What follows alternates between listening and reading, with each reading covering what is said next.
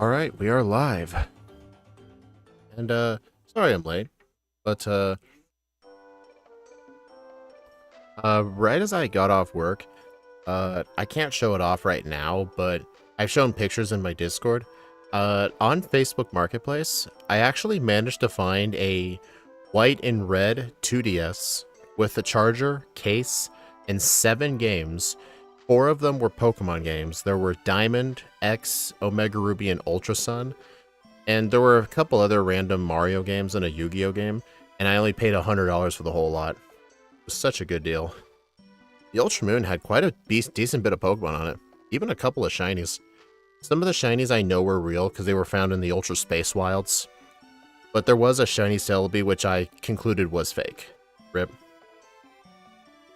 But anyway, I plan to just sell the Pokemon games that I already have and keep the 2DS, probably homebrew it. But anyway, yeah, today we'll be doing Solgaleo in Pokemon Sun and Moon. You guys will see the Lunala video on Friday. Oh my god. I'll say this right now, Lunala is far worse. I'm sure I've mentioned this on stream, but ghost types suffer very badly in this game. I think Decidueye suffered more from its ghost typing than its grass typing. But yeah, you'll just have to see Lunala when it comes out. I mean, true, Dominic, shiny hunting's easier because of the wormholes, but it only applies to like 20 different species. It's like hardly anything, so it doesn't really count if it's very limited with what you can find with it. I would not do Ultra Necrozma because I don't like doing runs with alternate forms.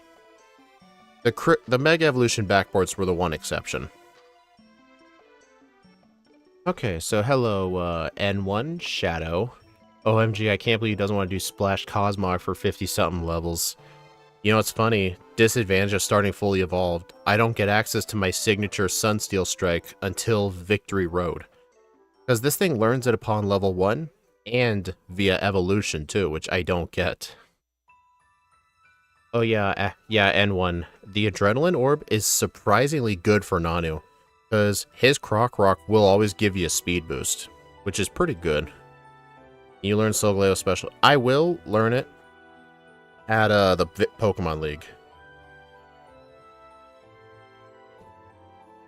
But anyway, I did not do any planning with this Pokemon at all.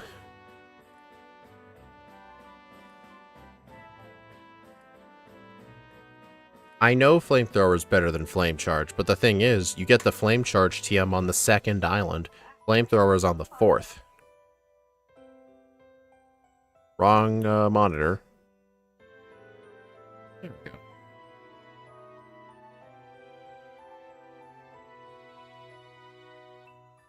Get leftovers from the Munchlax if you plan to use Flare Blitz. I could just use Shell Bell. I don't want to go for leftovers unless it's absolutely necessary. Oh yes, Flame Charge will be great for almost every other fight, for sure. It's a shame we won't get Stab Fire, though. Anyway. Let's take a look at this thing's stats. This thing is a physical attacker, while Lunala was a special attacker. And this thing is very bulky, and its ability is Full Metal Body. It prevents other Pokemon from lowering its stats. This is literally a clone of isn't this just a clone of Clear Body and White Smoke? This is just to make it sound cool. It's basically like Intimidate will never work, Sand Attack will never work, Tangled Hair will never work. Fun stuff. Anyway, I'm just going to bring up its moveset right here so I can look at it. It does let you block Mold Breaker. Oh, really? It out-prioritizes Mold Breaker. That's actually good to know, if anything in this game has it. Anyway, our starting moveset will be Cosmic Power, Metal Claw, Teleport, and Wake Up Slap. Pokemon DB does not have the level 1 moves in proper orders. We will not get Sunsteel Strike. Level 7 Iron Head, that is insane. Then Headbutt, Flash Cannon, Morning Sun, Crunch, Metal Burst. Isn't that the one that does... Oh, It's like a counter and mirror coat in one, but it only does 150% of the damage, not double the damage. Solar Beam, Noble Roar. I think that's attack and special attack down by 1. Yeah, that's... okay. Flare Blitz, Wide Guard, Giga Impact. And we do have access to Workup, too. I don't think we get any other setup, do we? What kind of physical coverage we get?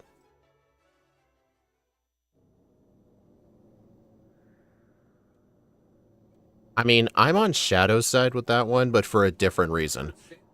Legends games are good, or they'll be good now and then, but I would like a new main series, like, normal Pokemon game. I would like a normal Pokemon game next. I do not want a second Legends games in a row. I know why Shadow's saying that. I just agree with them for a different reason. Okay, in terms of physical coverage, this thing does not get much type diversity. Rock, ground, normal, flame charge. But we get steel by level up. So I don't think it'll be that big a deal. Okay, let's see. Workup. We get Calm Mind on the Pawnee Island, which is really good. Okay, so it's just Workup and Calm Mind. But the difference is, I think we would rather hold on to Workup than Calm Mind. Because, I mean, it'll help our not-so-great special defense. But I plan for this thing to be a physical attacker, with some mix of special coverage. Oh yeah, we'll definitely want to keep Dark Wake Up Slap. Okay, I just want to do some testing at the end here. Like, I gotta know, like, if we're gonna need a plus speed nature or something like that. Alright, since we're in this low level up group, I'm gonna try level 65 for Kukui. Let's go neutral nature for now. And for our moves... okay, hold on. What does Sunsteel Strike do?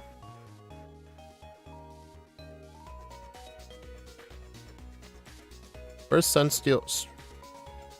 did Scarlet and Violet get rid of Sunsteel Strike? What? Oh, it's on evolution. Okay. Okay, so this is the same thing as Moongeist Beam. It ignores the ability, so this will bypass Sturdy. Right.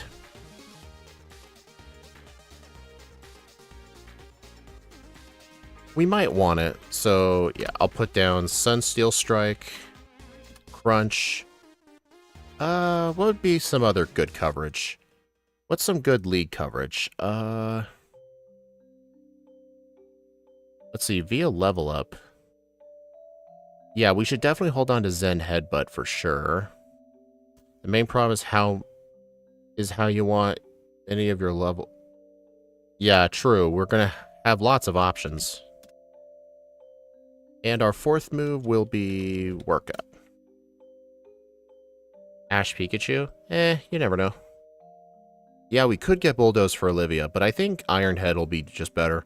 Bulldoze is not the best move. It's only 60 base power. Anyway, we take a look at Lycanroc here. Let's see, 151 to 186 speed. Okay, so if we have 100 speed EVs, we will not outspeed. But if we get a plus speed nature, let's try plus speed minus special attack? Yeah, let's go Jolly. 183 speed. Oh my god, dude, that thing is fast. Okay, so I'm gonna want to buy a few Carbos at Mount Lanakia. Isn't really useful. It's just a placeholder move. Anyway, I'm just gonna zoom out here. Let's see. Lycanroc is one shot with Sunsteel Strike. One shot. Actually, maybe we want Rock Slide here. 60 to 71. Actually, wait. We are weak to Crunch, but I think we will be able to afford a Workup. And if we use a Workup, 37% chance to knock... oh, wait, no. This is assuming no attack EVs. Let's go 100. Okay, there's no need for Rock Slide when Sunsteel Strike exists. So, Rock Slide will still be good for Kahili, so I'll hold on to it.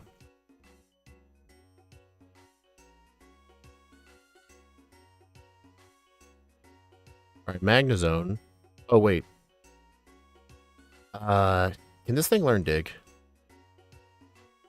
Bulldoze. Okay, Earthquake is a post-game TM, so that's... Oh, wait, no, this is wrong gen. Post-game gen. Wake Up Slap? You know, maybe. Let's give it a try. Well, I know normally Magnezone's never a one-shot, but with our ability... Oh, wait, no, it's only Sunsteel Strike that bypasses Sturdy. You can learn Brick Break? Wait, really? Dominic, don't lie to me like that.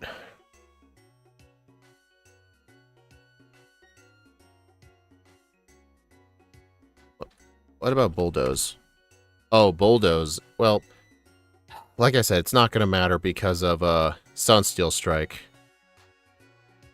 Almost, we would just stick to whatever move does the most damage. Then again, we could just set up 2 workups and use Crunch. The thing is, Thunderbolt will do like 35%, but what we could do is hold on to Shell Bell. I don't think we'll need Flamethrower.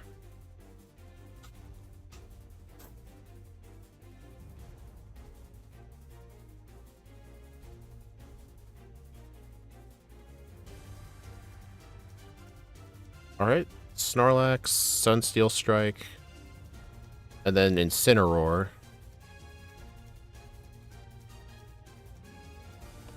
Okay, yeah, we're gonna want Rock Slide. Well, I'm looking at Kukui first. Okay, I'm gonna go ahead and get some notes.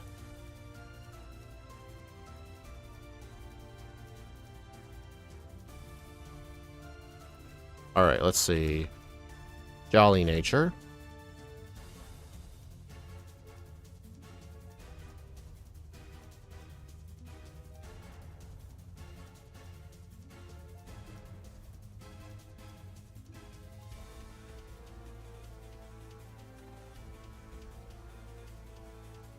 In the notes, I typed Crunch as Crunchy. Alright, so I think Kukui is all set in stone. We'll need a lot of ethers. I mean, there is a PP max on top of Mount Lanakia, so we can just use that. Okay, so let's think about the League. Any of the Elite Four members, could they cause any problems? I think... Let's look at Acerola. I think Acerola might be a concern.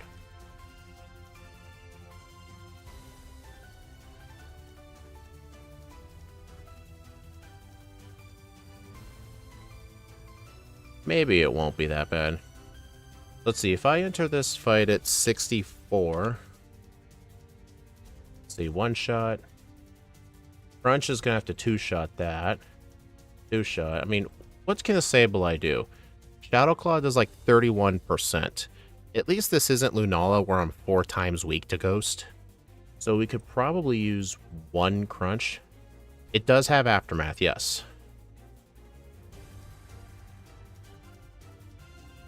But I think Sunsteel Strike doesn't make contact, if I had to take a guess. Maybe it does.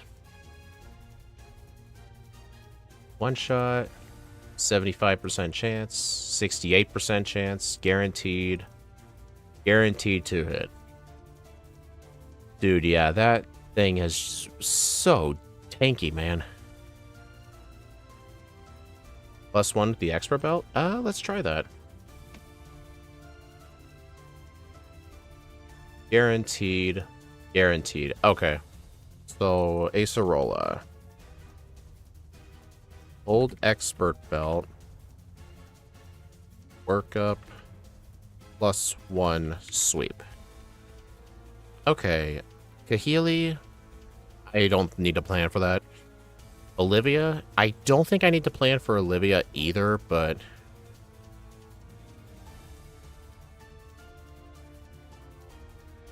I think the only thing I care about is what are my ranges without setup. I think I would just need to equip a Chesto Berry and like set up to +2. Oh, if I can set up enough, I can bypass Sturdy entirely on these guys.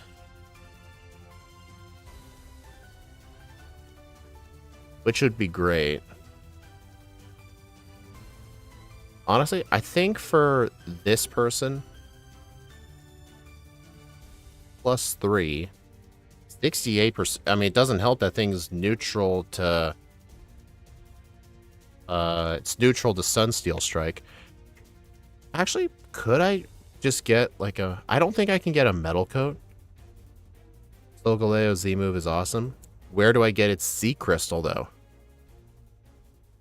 Oh, wait, speaking of Z Crystals...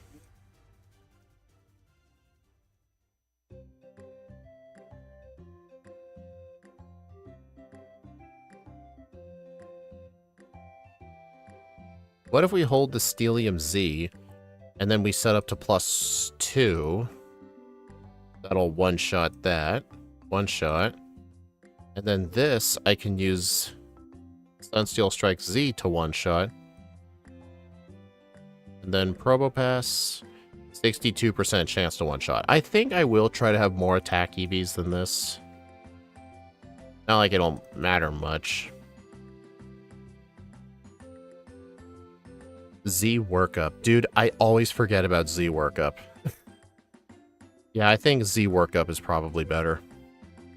More versatile.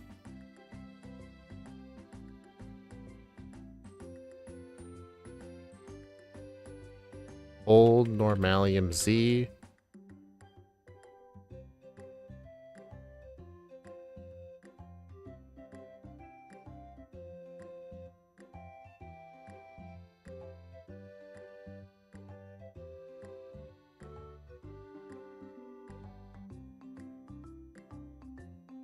Okay, maybe we should take a look at Hala.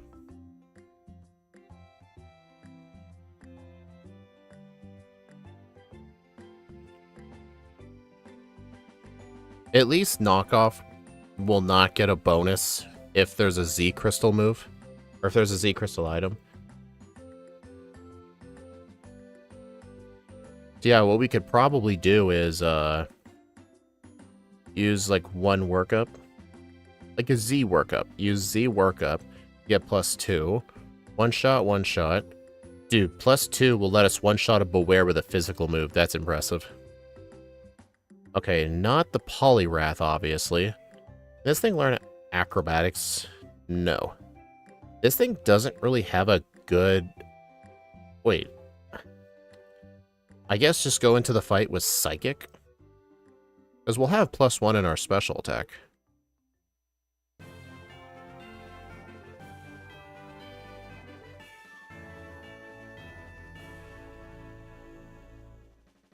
Yep, it'll one-shot.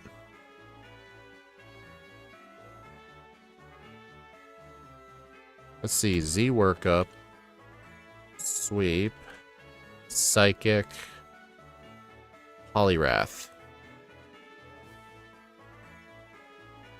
Alright, and then that's a one-shot right there. Wild Charge? I don't know where the TM for Wild Charge is. Route 15, Island in the Middle, requires Sharpedo Jet.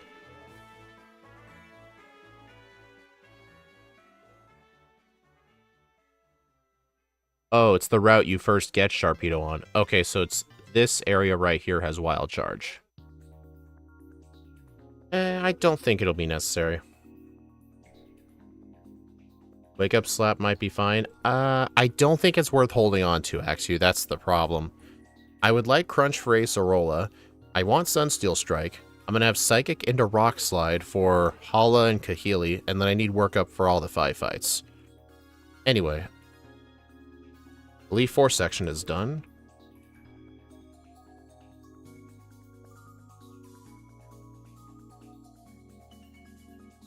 Let's see, minimum level 64.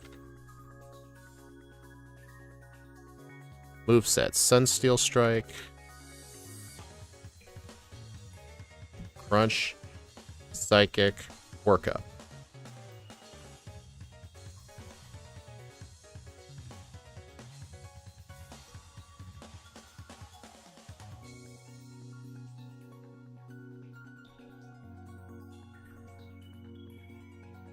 You can get a second Solgaleo holding its sea crystal from meeting Lily at the bridge at Tapu Koko's shrine after you beat Gladion at the entrance to Victory Road?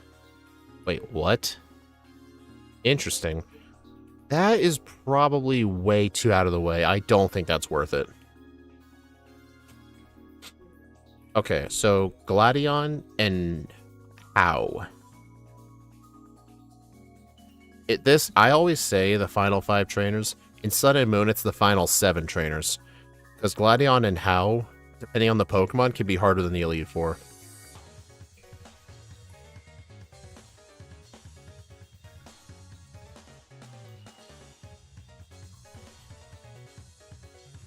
Yeah, we'll look back at them too. Alright, so I just want to look at the Raichu. Okay, Raichu can't really do too much, and I'll outspeed it for sure. So I can just set up a workup.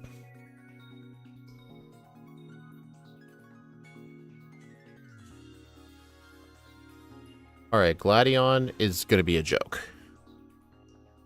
Okay, let's look at Hapu.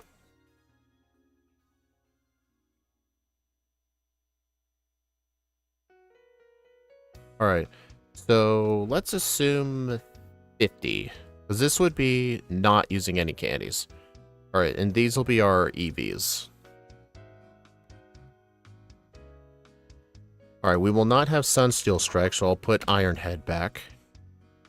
What would be our moveset at this point? Like, yeah, that'd be pretty good. Oh, if you're wondering what that is, I was testing ranges for Shadow the other day. Okay, 152 to 145 attack. I think we might want to use our candies before, but I remember with the slow level up group with Reshiram and Zekrom, I remember I had to use the candies to get to 54, but I want 64 for the league. So I think grinding to 50 is just the most likely. We might want the air balloon. Well, the thing is with the air balloon, that means it'll go for most likely Sucker Punch turn 1 or Iron Head. Because the air balloon would buy us 1 free turn.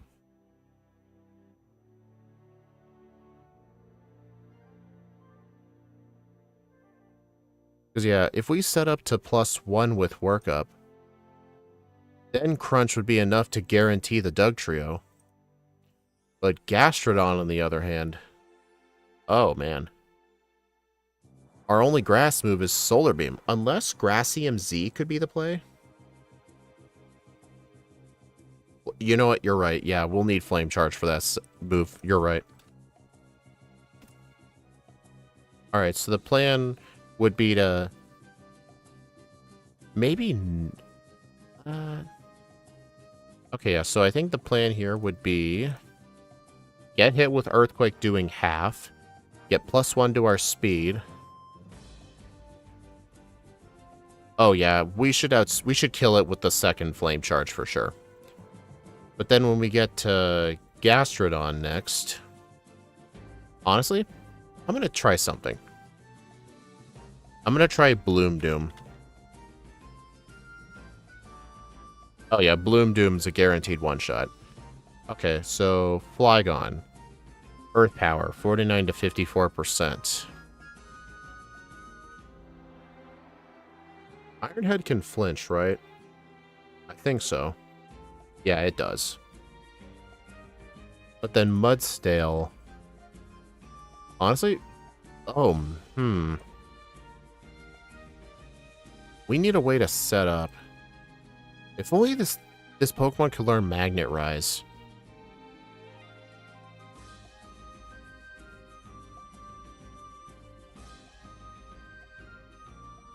I mean, it gets Morning Sun, but with the Sandstorm up, it's not going to be healing much damage.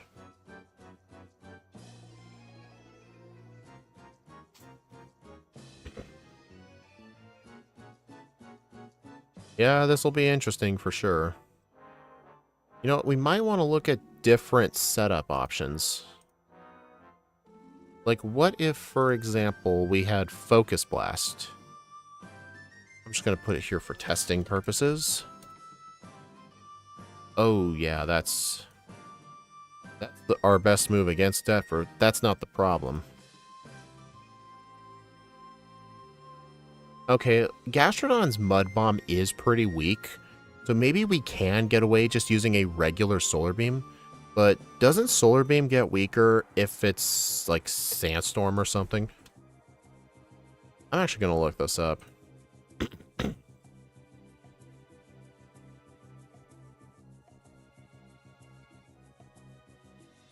It does. It'll be halved. Okay, so the thing is, oh, yeah, that if I'm not going in with Air Balloon, that means Dugtrio is effectively guaranteed to go Earthquake. It's not going to bother with Sandstorm or Ironhead. So it'll hit us with Earthquake. We'll hit it with 2 Flame Charges. And then on the Gastrodon, we'll just have to use a regular Solar Beam. Dominic, shut up. And stop talking in all caps.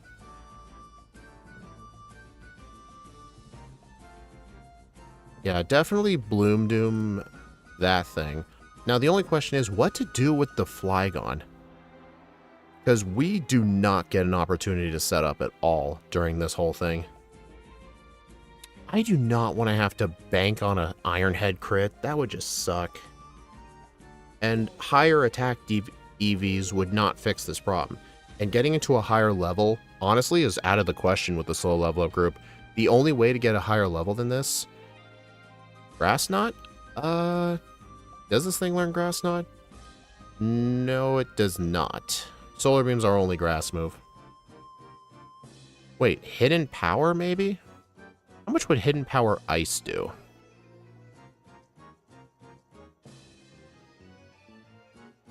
%18% to one-shot. That's assuming no special attacks. Let's have, like, 50. Okay, so I think if we buy some Calcium and some Carbos at Mount Lanikia and do a tiny bit of EV training and attack, we should have all the ranges we need. But what's going to suck, though, is with Hidden Power Ice, EV training on those Picky Packs is almost impossible.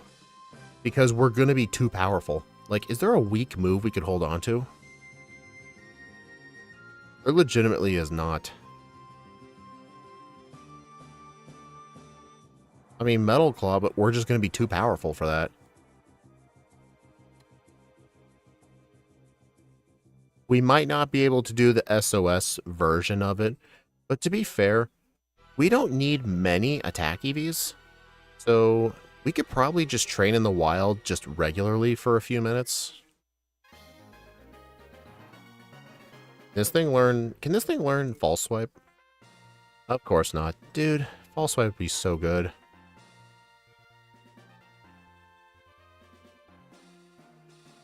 Yeah, we'll just have to do some regular training. But it shouldn't be that bad. So yeah, just do some... Maybe just some regular EV training and attack. Like old-fashioned EV training. Like maybe to get to like 60 attack EVs after, like right before the water trial, we'll just get to 60. Then we should get enough attack EVs from there to get to a minimum of like 110. And then at Mount Lanikia, we'll need to purchase Carbos. Actually, you know what? Screw the attack EV training early on. If we just get enough money, we can just buy some protein. And then get a couple of Carbos and some Calciums. We will need to hold on to the Amulet Coin a lot, though. And we'll have to get a lot of high money items, but it should be doable.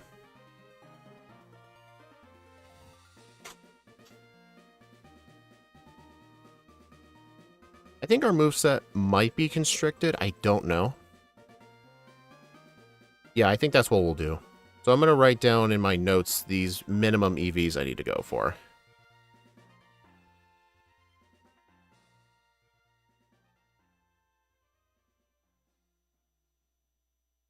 Minimum EVs. 116 attack. 50 special attack. 116 speed.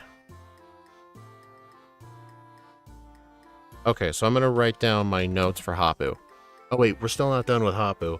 Is our final decision just going to be hope for the flinch? Because that's going to suck if it is.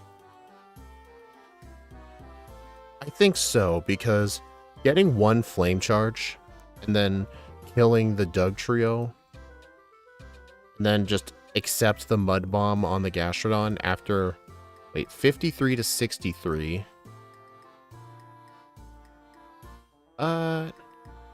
I think it's a range that we survive both, but I think it's very likely we will survive both.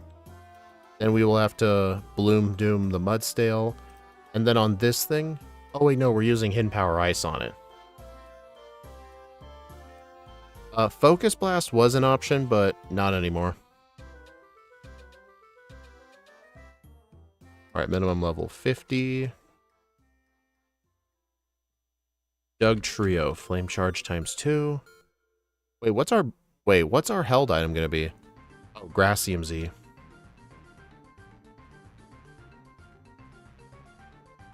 Old Grassium Z. Doug Trio, Flame Charge times 2. Mudstale. Bloom Doom. Fly Gastrodon. Solar Beam. And Flygon HP Ice.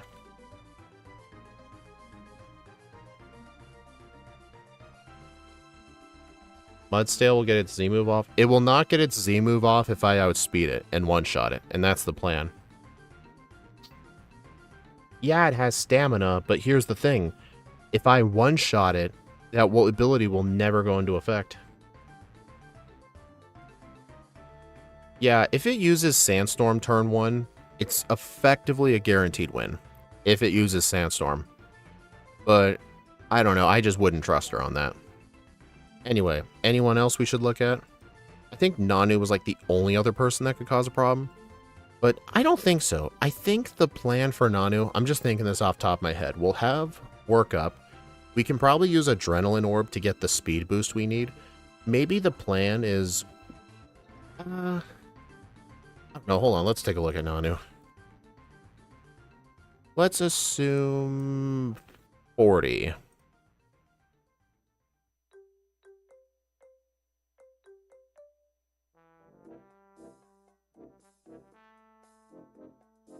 So on here, on this guy, we would have to go for... I'm honestly thinking of going for one singular workup, holding the Adrenaline Orb. We'll get hit with Shadow Ball, hit it with Iron Head. We'll get hit with Intimidate, but that'll just move our +1 to a +0.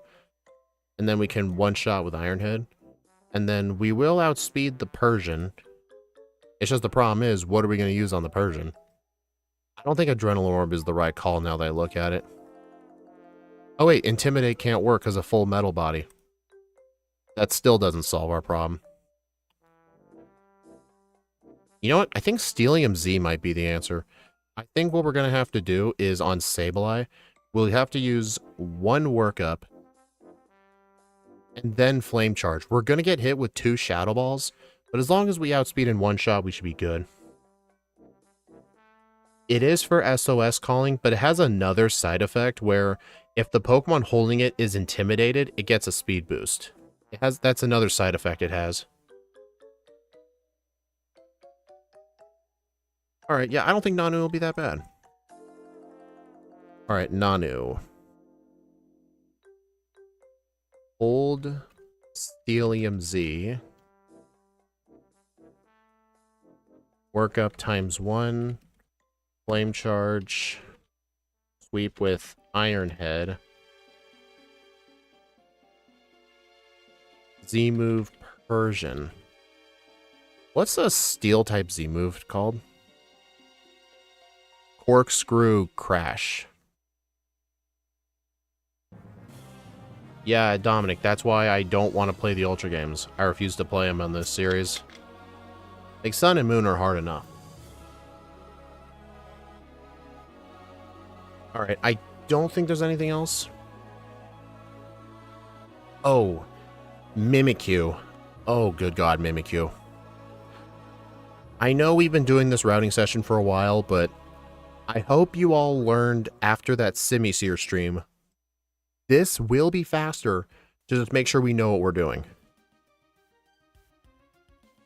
Does Z Ironhead at +1 one-shot Alolan Persian?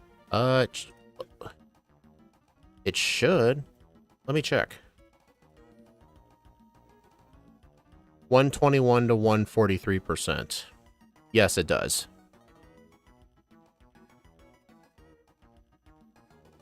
Do we don't have a ghost or move. We don't have a ghost move. Okay, I don't think it's reasonable to get level 37. It might be reasonable to get Crunch. Yeah, it might be. Dude, if we had Sunseal Strike at level 1, we would completely ignore Disguise. Good thing you have Ironhead. I think the proper strat is use a Flame Charge turn 1 to break the Disguise and get a speed boost. And then we'll just have to see how much Crunch does. Mimikyu's weak to Steel? I forgot about that. My bad.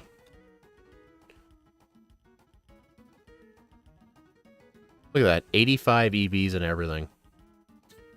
Also, it doesn't apply the Omni Boost for some reason in this fight. I just gotta do this myself. There. So let's assume 35. I think the plan would be use a turn 1 Flame Charge to break the Disguise. I think it will... Oh, yeah, it will not naturally outspeed. Shadow Claw would do more than half, but arrange to do less. And then... Oh, wait, we have the Steelium Z by this point. We can just one-shot it with the Corkscrew Crash. See ya, Dominic.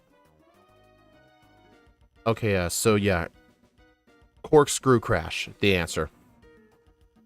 Alright, so the Water, Grass, and Fire trials, I don't think any of them are going to be that hard. Normal trial should be easy. Okay, I think we should be all good now. I can't think of anything else.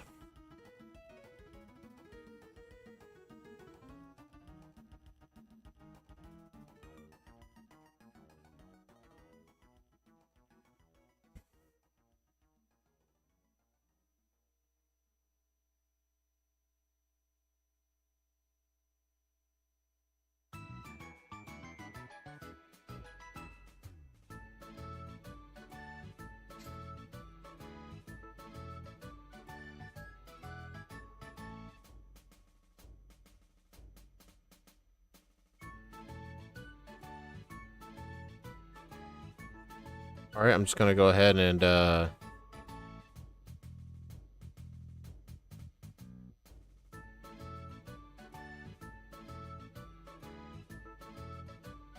set up my starter.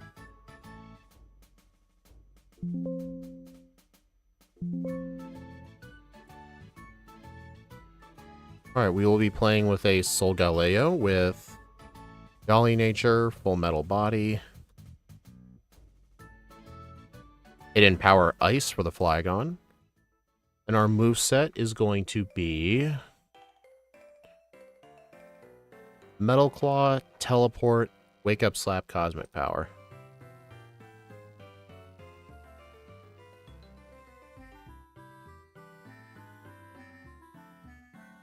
And if you guys are wondering if Teleport could be useful, starting Generation 7, Teleport no longer is a field move. It literally will not do anything for us. It's a useless move.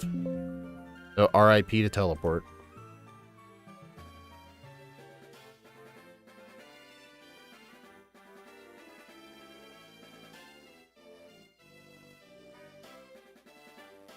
Salazzle, but we have Zen Headbutt. True.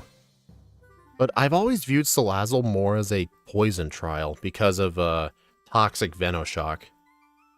Anyway, let's go ahead and start a poll and we can get started.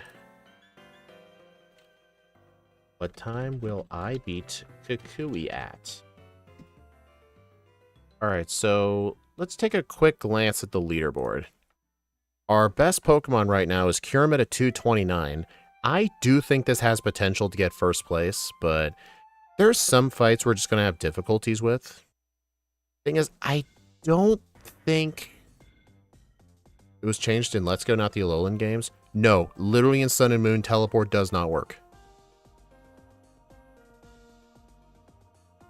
On Bulbapedia, it said Gen 7 onwards. Yeah, I do think this can beat it, because Kyurem was my third ever run, and my experience wasn't as great. Psychic type might hold it back? Probably, but Steel makes us resist a lot of stuff, and I haven't ran another Steel type in this game so far. Honestly, I think 235 to 238 might be appropriate.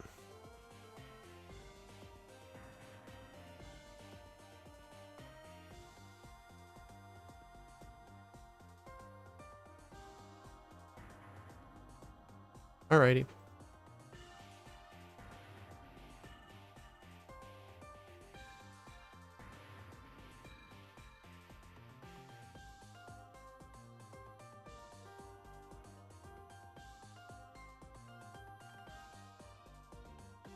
Alright, we're not going to need Air Balloon or Return, so time of day doesn't matter with this.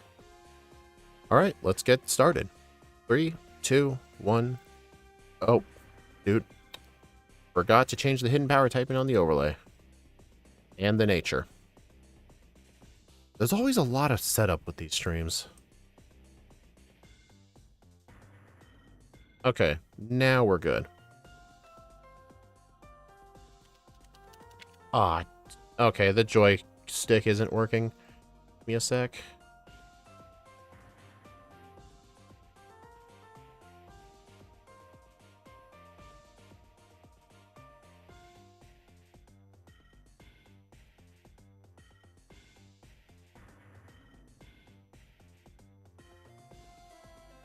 Okay. 3, 2, 1. Go. Okay, now we've started.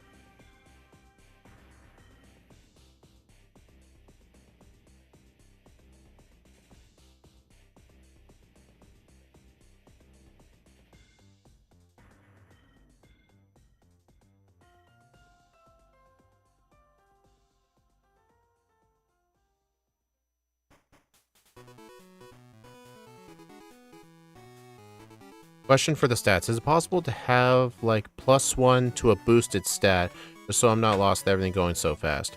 Sadly, no. If I gain a stat boost in battle, it's not going to show on the overlay. I can only show so much. This is all stuff directly from my party.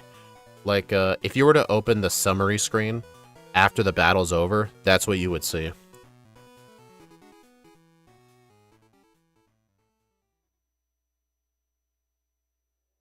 But whenever I use a setup move, I always try to say I'm using a setup move. And so it is a little hard sometimes to, like, know for sure, like, how many I've used. But that's just the consequence of Gen 6 onwards just being very fast on 4 times speed.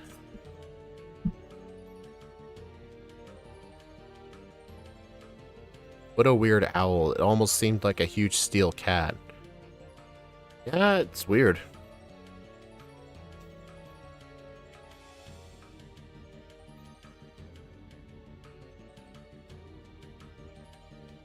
Wait, what?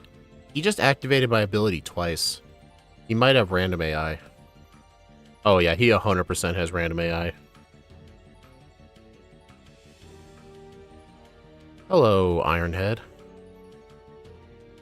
Imagine having a 120 power move this early.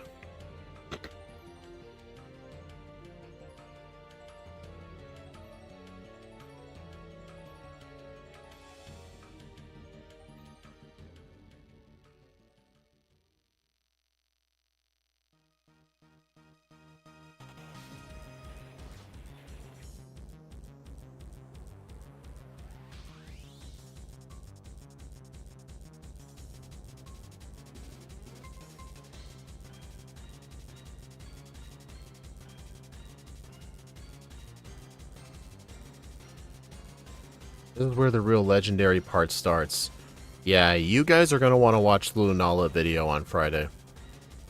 You're going to want to watch it. Oh, man. I haven't done the voiceover edited yet. I do voiceover and editing over the course of the next 2 days on my days off. But I've already played the run in the Discord. Oh my god.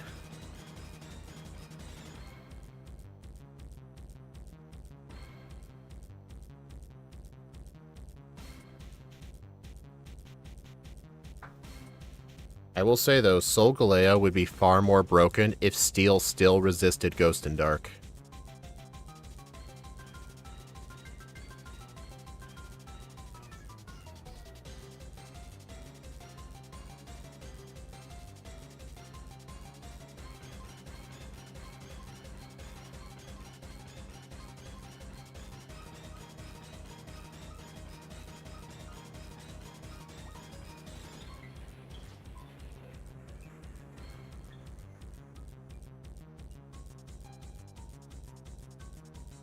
I'm gonna need some repels.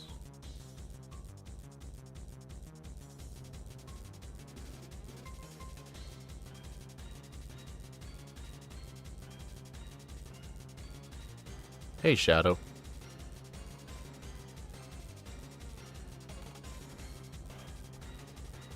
Hey, at least we get Wake Up Slap for the Magnemite.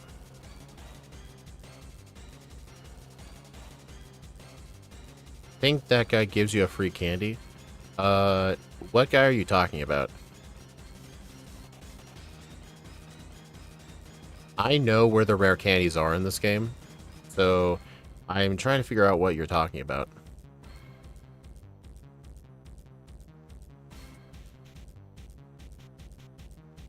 Wow, that Metapod survived an Iron Head. The bar guy in the center. Oh, yeah.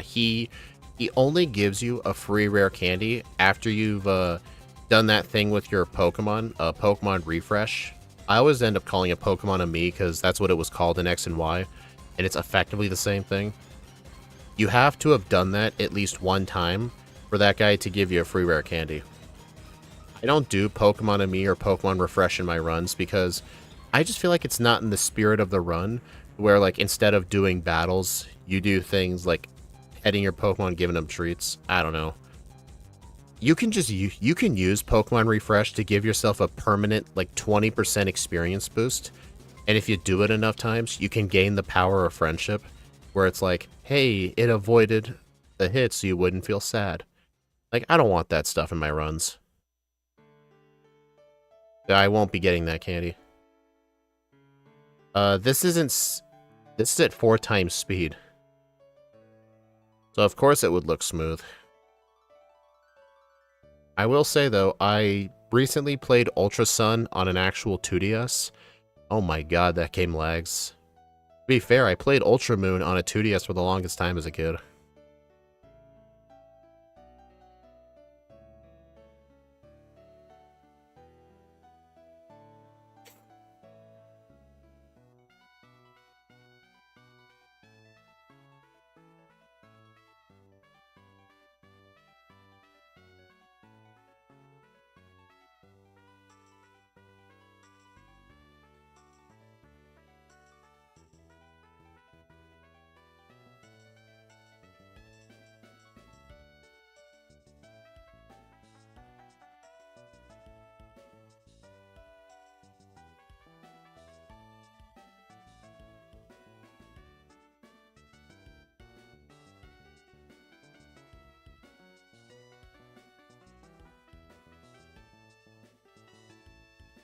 Here's this dumb guy.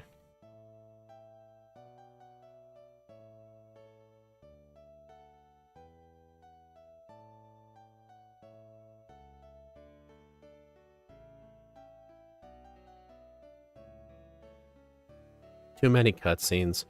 Yeah, that's just one of the things.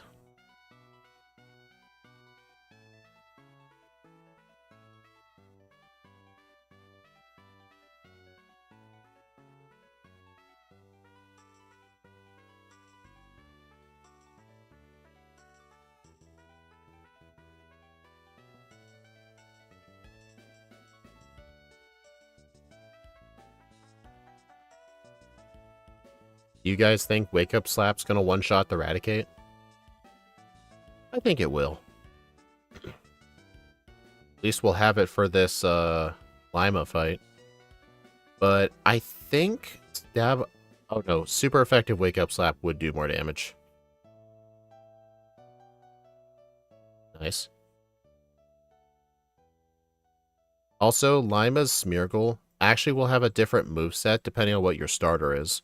It'll always have a 40 power move that is super effective against your starter.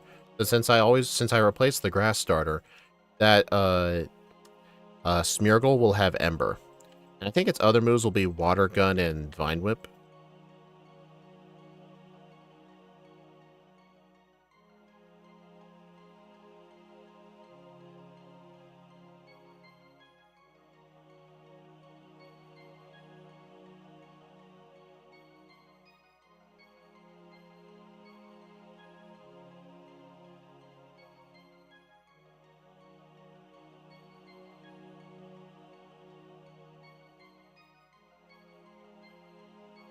And Technician to make those actually hurt.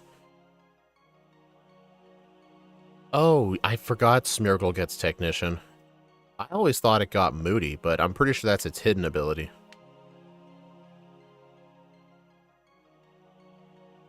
Does anything get Moody as its regular ability, not its hidden ability?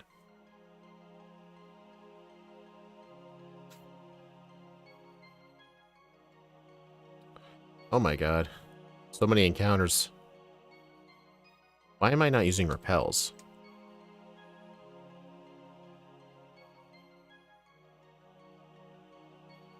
Whatever.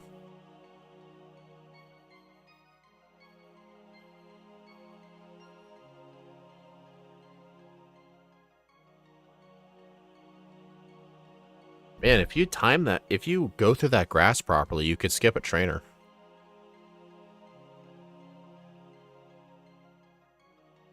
Chesto, Lepa. Okay, Chesto Berry's good. I need one of those for later. I might use Resto Chesto for Olivia. We'll see. Olivia 1.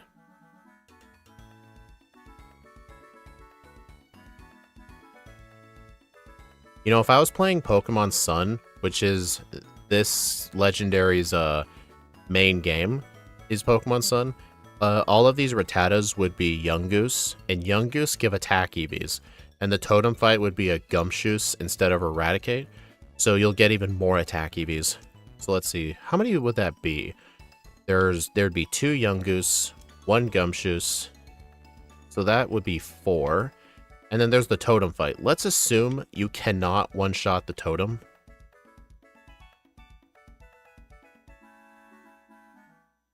Oh, I must have forgotten that one. Let's assume you can't one-shot the totem, and it ends up summoning something. You will gain a grand total of 6 attack EVs on that fight, so 6 plus 4 is 10. So yeah, in Sun and Moon, you'll just gain 10 attack EVs for doing nothing. In Moon, it's speed. I mean, to be fair, N1, we're not going to have that move until the Pokemon League, but it helps.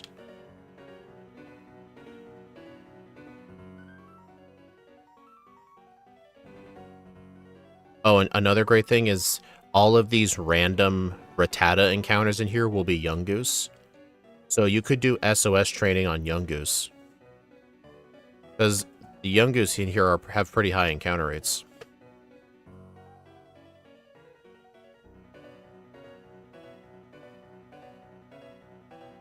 Alright, let's see if we one-shot. There we go. Yep, we one-shot.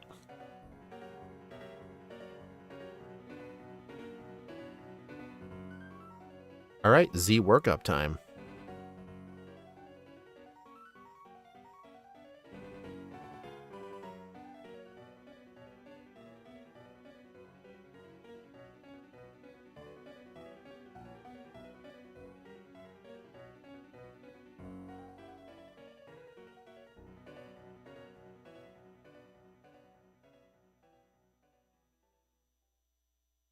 And then again, we need some speed.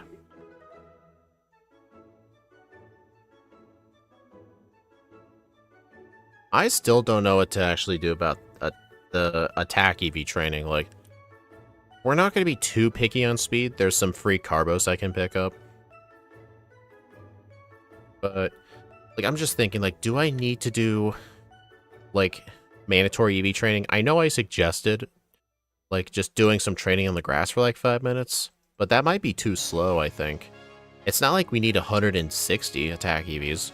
We only need a minimum of 116. I mean, I think if I just hold the amulet coin for as long as I can and do 2 vitamin buys, I should be good.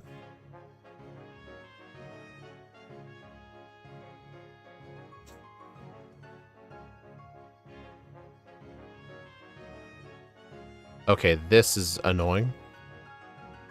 Repels cannot block those encounters.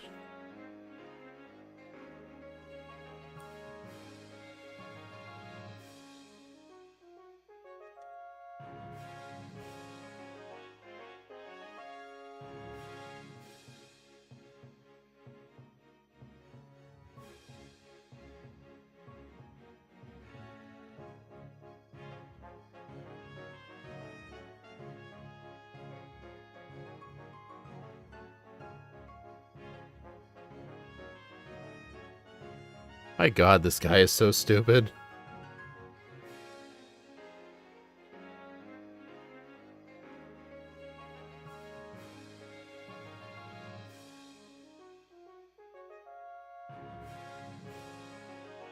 Oh, citrus berry. That is nice.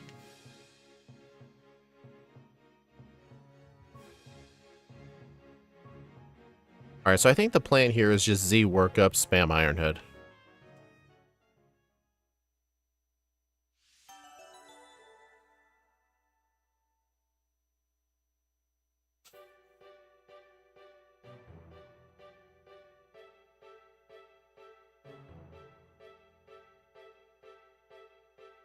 Pursuit instead of, Fake Out. Interesting. There we go. Almost sub 20 Hala. That's impressive. He's either a dumbass or the second most terrifying trainer, no in between. Once he gains access to his Raichu, that's when he becomes a powerhouse.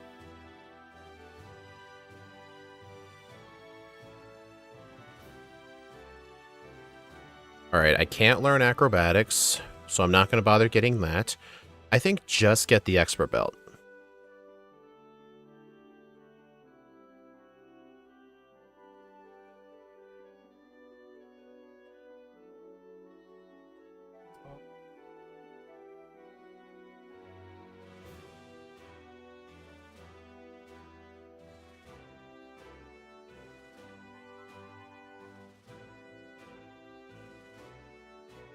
I wouldn't say Nanu's in first place. This game has a lot of terrifying trainers, but if you were to ask me on average who's the scariest in most runs, I would actually say Hapu. Because all I'm trying to say is, I haven't had to completely reroute sections of the game for Nanu. I had to reroute sections of the game just to deal with Hapu.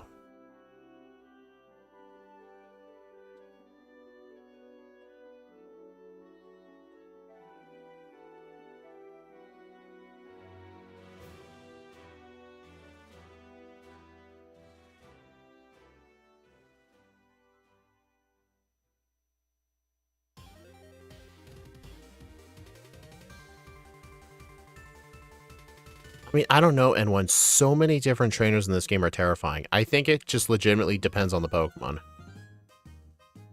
It'd be probably easier to ask me, like, who is on average not that scary?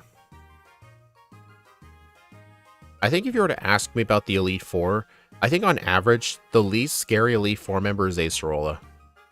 Some people might say Kahili because she leads with a Skarmory that's pretty good to set up on.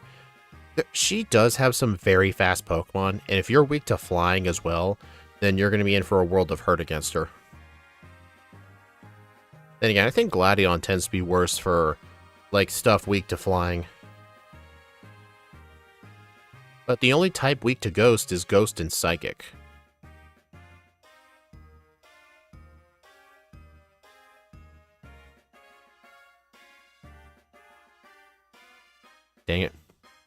Was talking to a sign.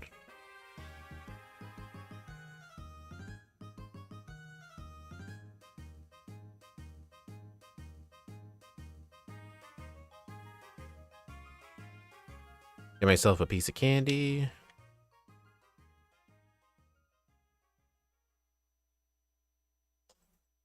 You know what? I agree with you. Wishy-Washy is the most incompetent major fight in the whole game. There's probably no reason for me to use this. Present. Even if you're weak to water, that thing can just use Soak, turn you into a water type, and you resist all of its moves. It's insane. That thing is just so bad. That thing may as well be a wild Bryson.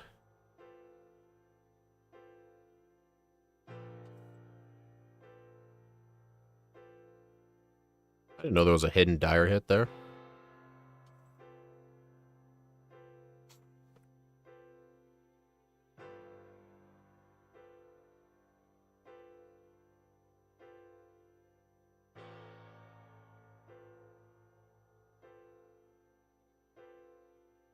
Alright, so there is a amulet coin coming up.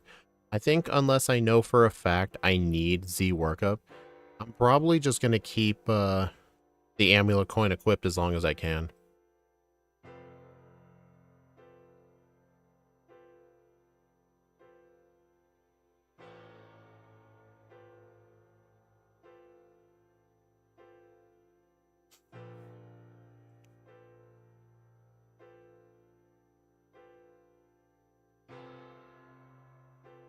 Alright, here's a trick. I'm actually gonna not let that old lady see me, and then I'll rematch her once I get the amulet coin. The ladies in the green dresses and the old guys in the blue shirts, those are known as like the gentlemen and like socialite trainer classes. They give a lot of money.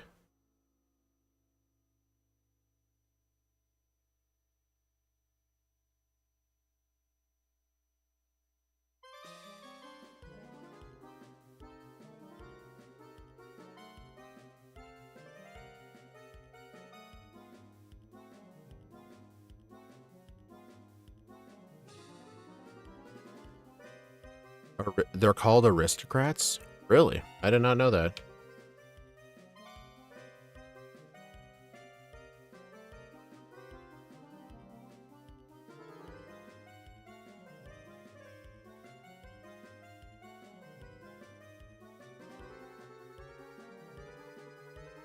Alright, hidden power ice.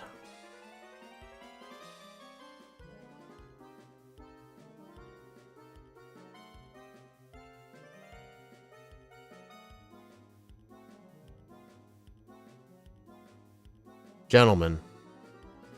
No, this guy's a gentleman. You must be talking, but yeah, that might be a different language.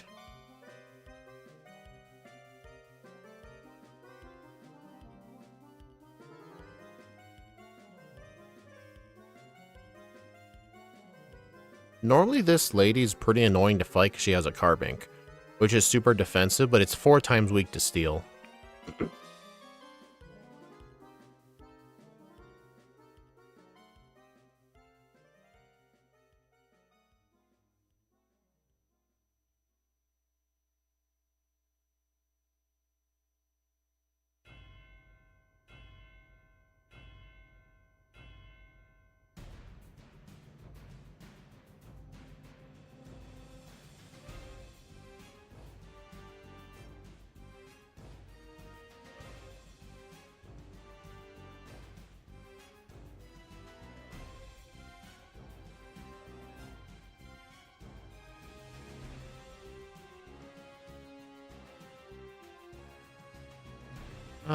No, I don't need a heal.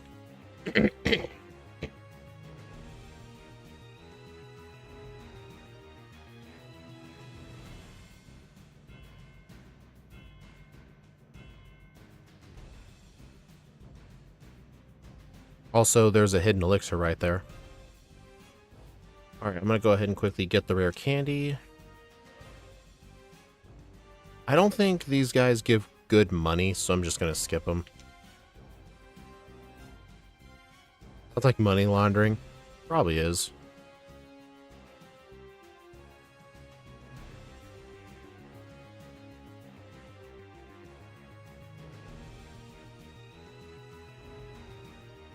$1,000.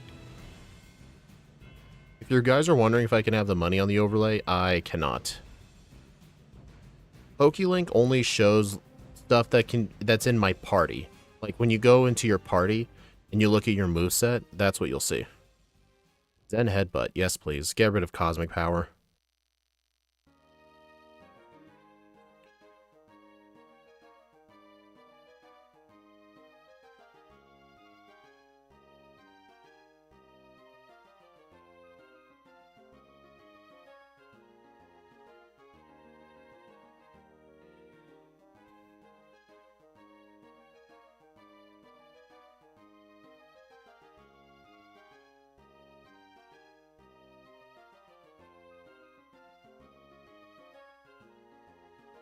I guess I probably should have used a potion, but eh.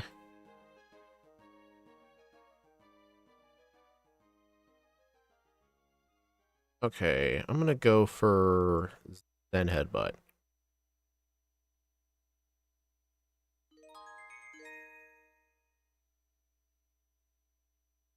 Aqua Ring.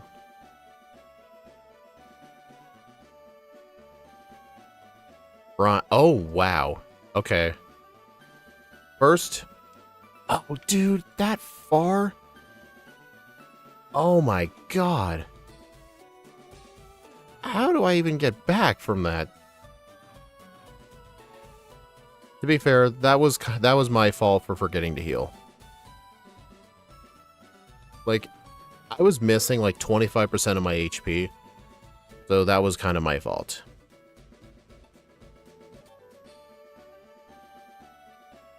Great, now I have to fight trainers that I skipped. This is just the walk of shame right here.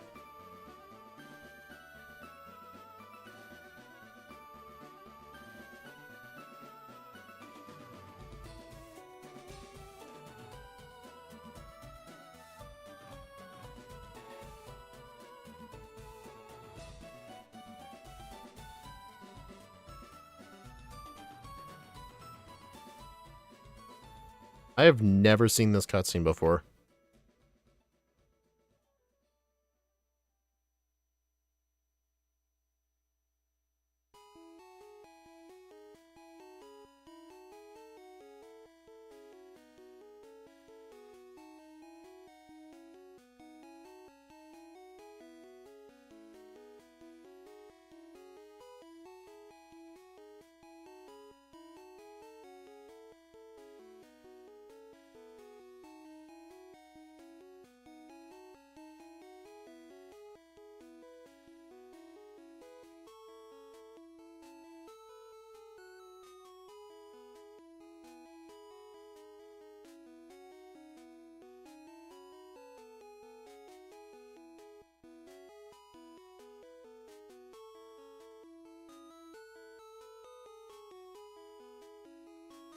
That's embarrassing.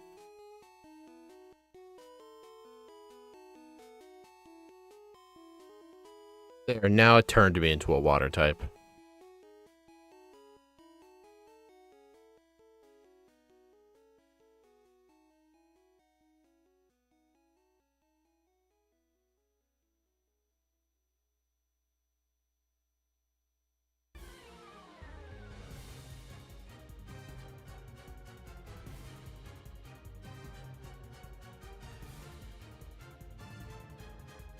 So it took me like 2 minutes to get back. I mean, that's not the worst thing in the world, but yeah, that was kind of embarrassing.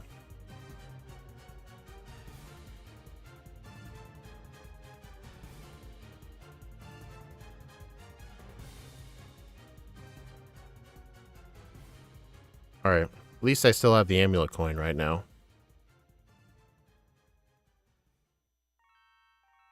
And speaking of other high money items, I know there's a Carbos coming up, but I'm actually going to use that.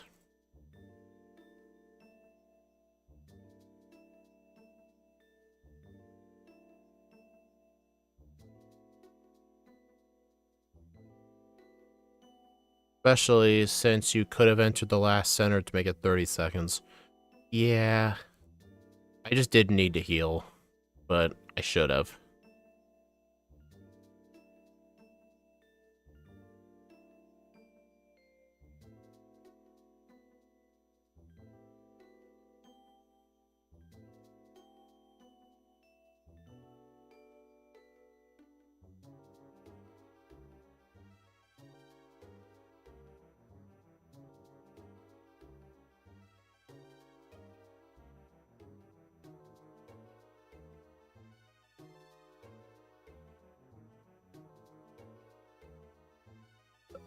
Didn't it ever annoy any of you guys that Akala Island had a giant golf course on the map, but you could never access it?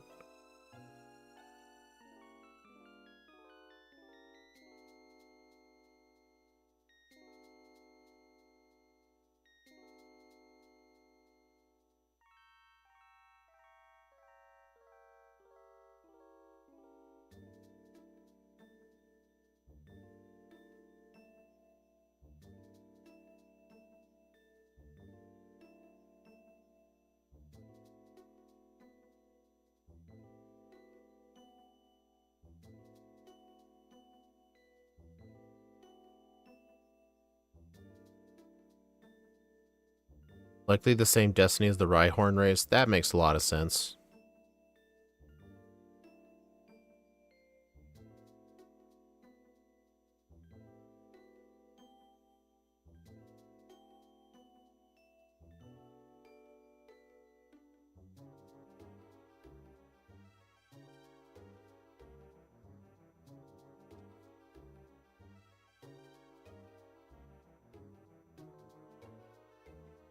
Alright, so yeah, I'm definitely not going to want to hold on to the Amulet coin much longer.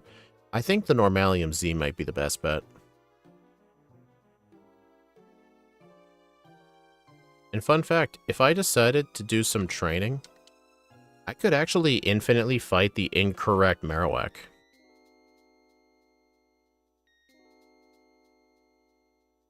But I'm not sure if I want to do that.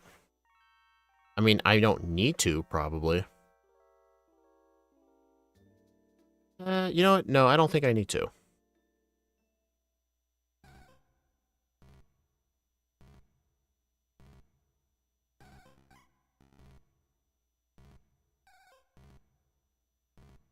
Not like I could anyway. These Marowak are kind of tough. And I'm burned. Oh, fuck. Might be better to reset that. Because I don't get healed in between attempts. Should I just reset this? Or just accept the blackout? I think I should just accept the blackout. You know, just kill me right now.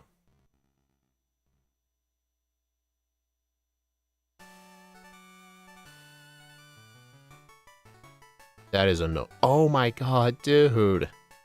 Again? Dude, that whole curse of trying to go so fast you skip healing at centaurs.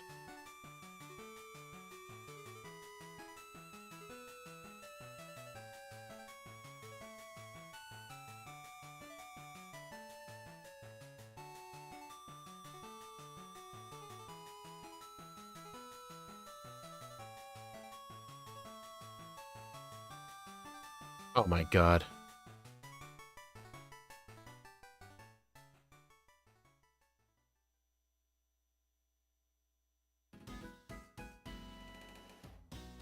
What's a 3-minute travel?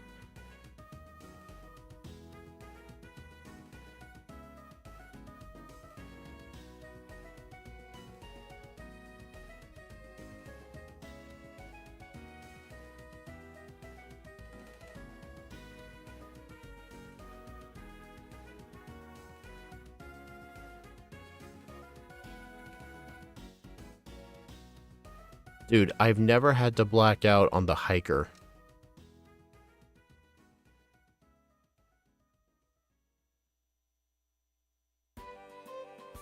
Okay, so if I black out on the hiker, I will have to do the middle Marowak again. Should have entered that.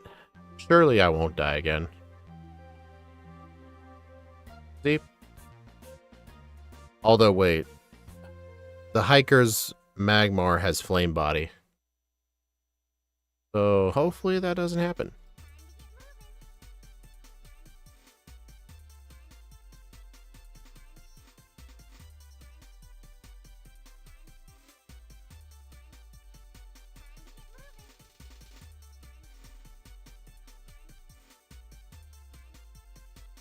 Mm-hmm.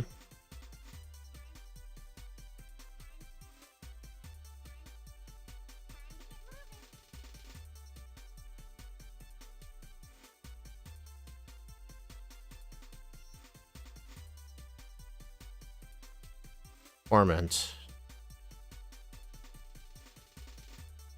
And I frickin' missed.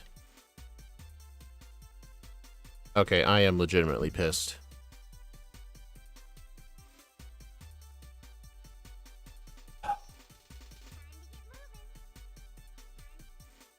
Legitimately pissed. Just to let you know, Flame Body is only a 30% chance to activate. I only hit it once, and it activated. Hopefully, if these are the worst of my problems throughout the entire run, I should be pretty good.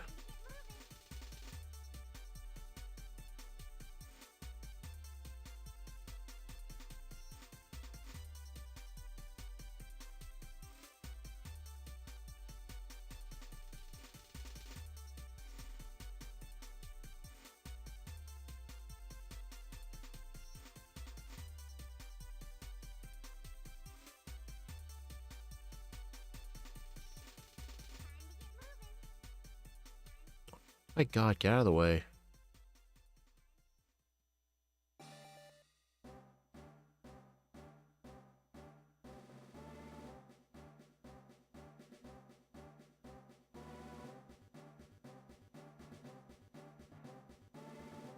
You know what I just realized?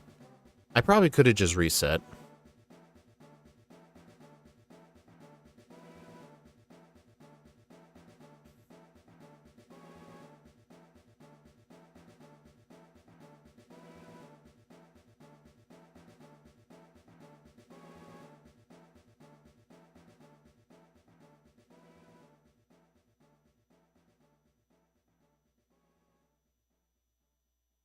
That is annoying.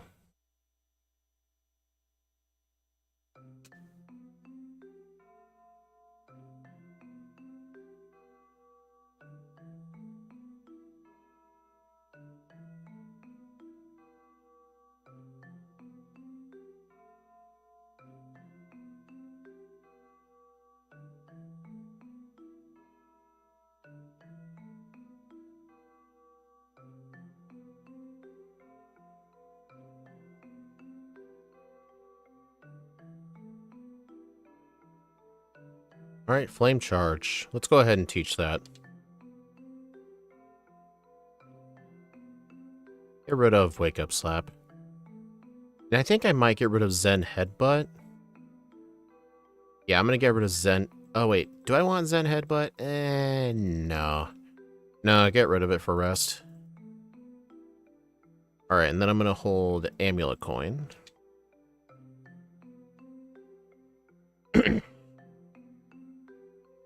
I wonder, do Rising Stars give good money?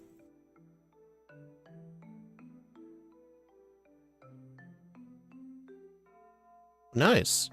Better than Fisherman.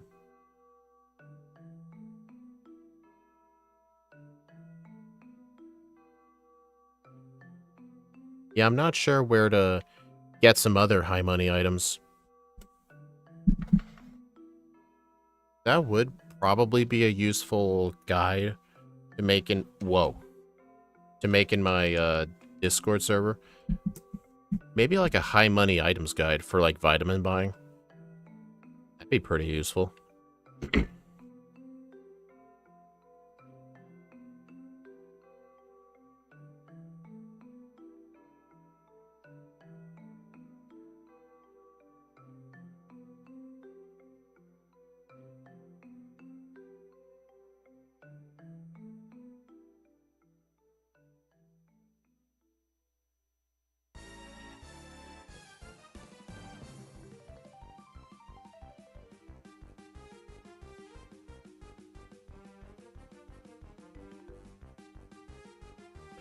The kids gave more money.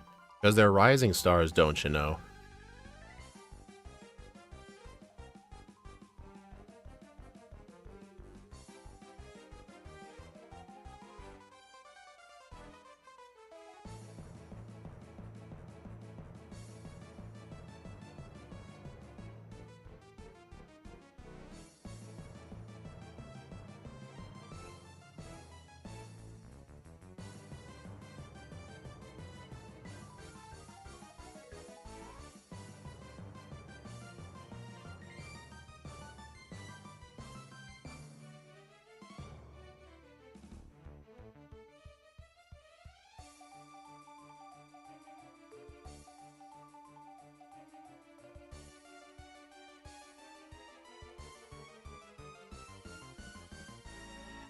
Alright, fire trial time.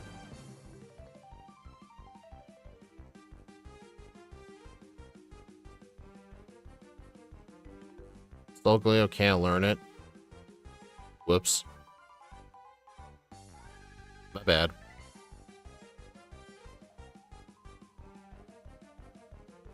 Also, this Lurantis has +2 to its speed stat. I don't even think +1 will be enough. Oh, it was enough. Also, I'm actually kind of upset it didn't spawn in the cast form, because cast form will always use Sunny Day. So that is actually annoying that it didn't spawn the cast form. Oh, I guess I'll just have to do some setup.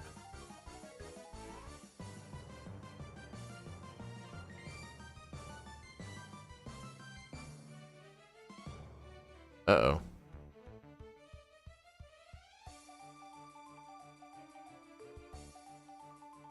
There we go. Yeah, depending on the level of the highest Pokemon. I actually did know that from Generation 1. Because in Generation 1, it was decided on the trainer's last Pokemon. Not their highest level, but their last level. Which, I think in 99% of those trainers, that was the case anyway. But yeah, it's dependent on level and trainer class.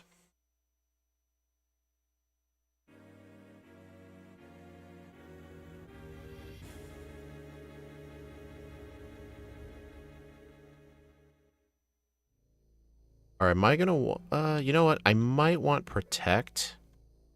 Yeah, I might want Protect for Guzma. We'll see.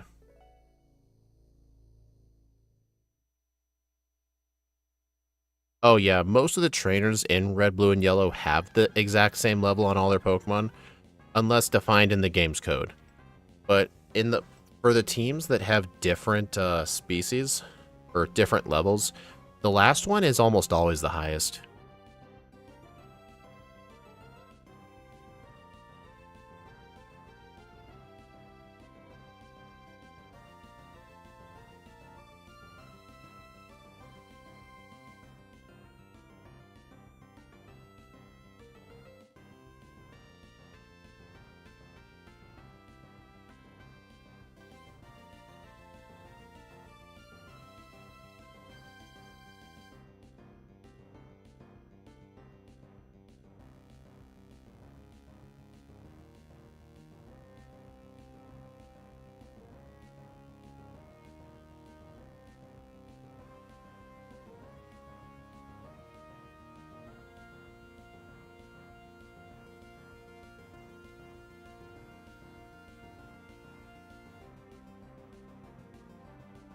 That guy's blind.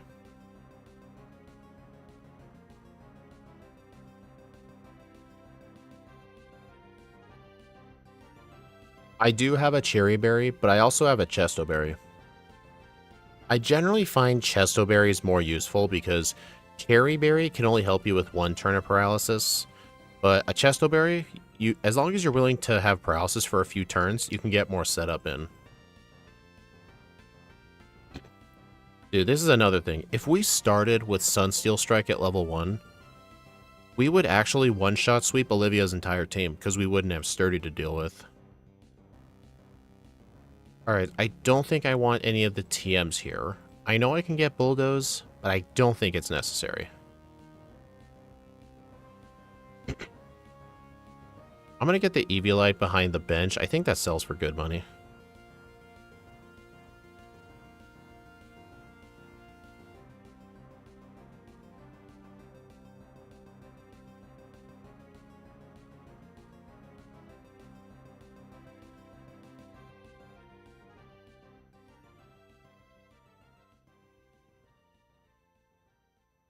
Alright, here's another gentleman.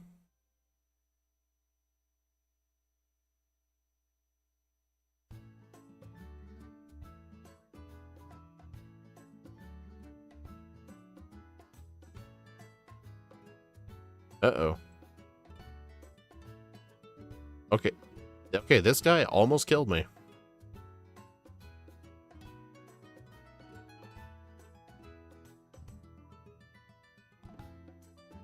These are sociolites, right? Oh, they're called madams in this game. I know in Gen 4 they're called sociolites.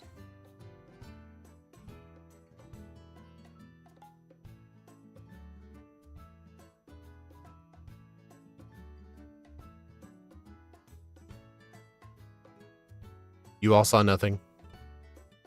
I totally did not try to use rest on an Ariados thinking it was Zen Headbutt. No, you all saw, you didn't see that.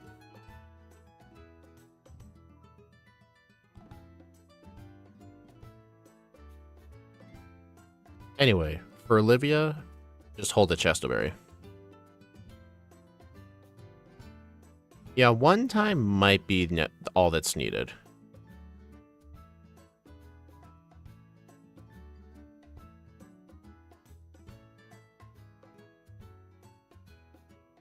I mean, if all I need is one time, could I just get away with a Cherry Berry instead?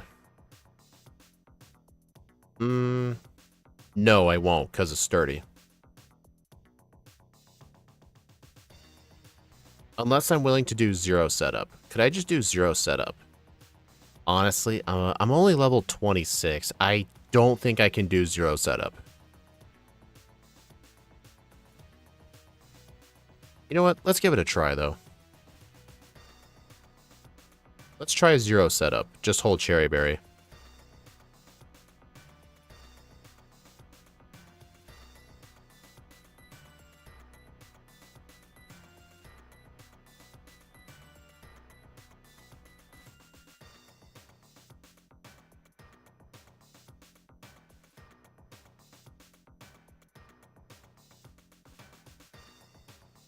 I think just missed Ironhead. Oh. Okay. Yeah, I guess we didn't need setup. To be fair, even if that Thunderwave miss never happened, I would have been fine. It just means I get to keep my berry for another day. But from what I remember, none of her Pokemon have ground moves. That Lycanroc really couldn't have done much, unless it had Crunch, which I don't think it did.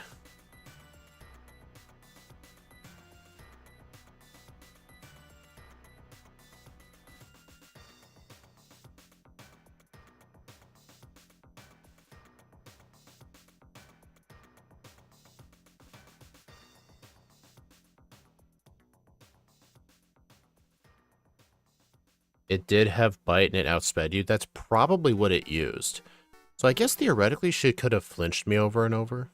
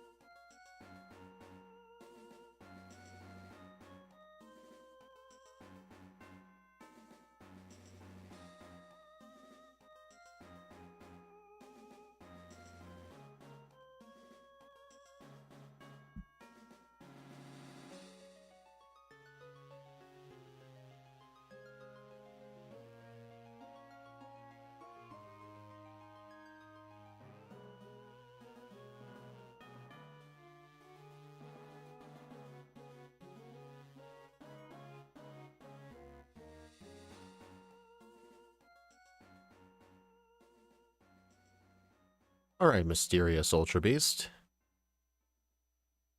And you're dead.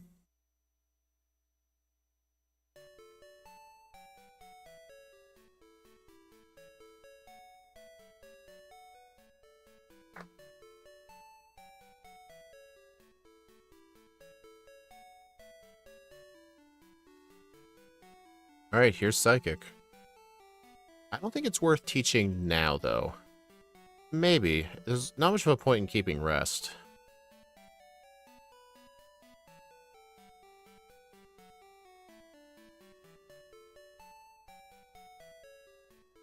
Alright, guys, do you think we'll beat How in his Raichu?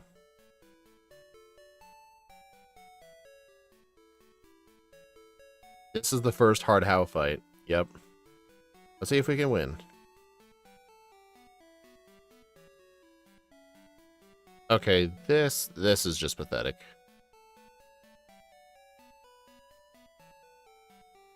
Ow. I think that's the first time Flareon did more damage than the Raichu. Wow. Even though his Raichu is easy, I still almost died.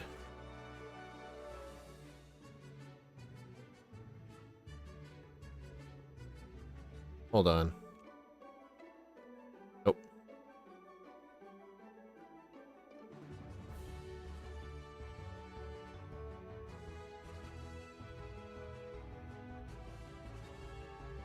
You know what? I'm actually not going to buy any repels right now. I was thinking of buying one, but I don't really need repels after this place. Maybe I shouldn't have sold them. Whatever.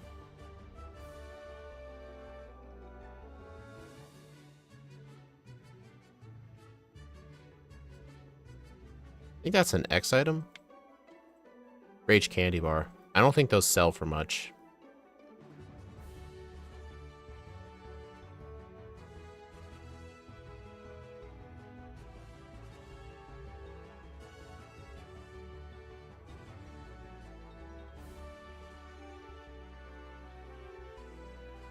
Actually, I wonder if those weather rocks sell for good money. I think they do. I think each rock sells for like $2,000. So I'm actually going to go get those weather rocks.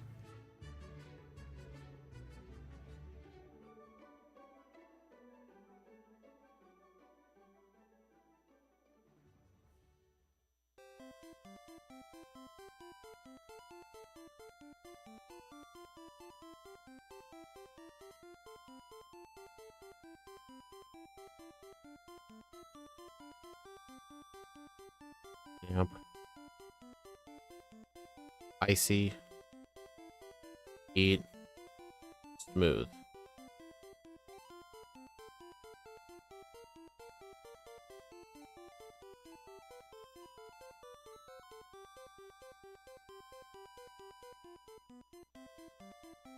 Alright, I'm gonna go get those EV reducing berries up there.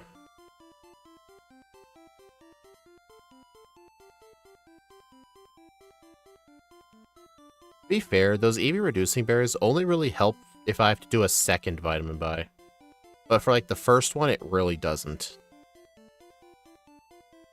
I think I might actually skip getting those berries.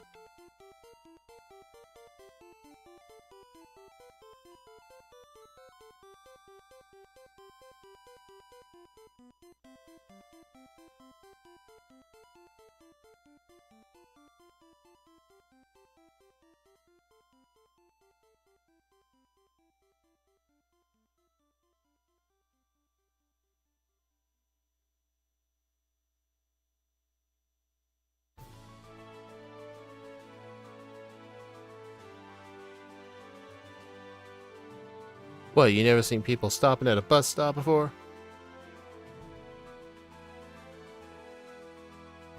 Yeah, N1. In my Discord server, I have a bunch of Discord channels with some very useful guides for solo running all the games I play. In Sun and Moon, I made one for type boosting items. I knew for a fact Metal Coat's unavailable. You have to defeat Nanu, then get the metal plate? The iron plate? I think it's the iron plate. You have to buy the iron plate from the Howley City Mall. But I don't think it'll be necessary.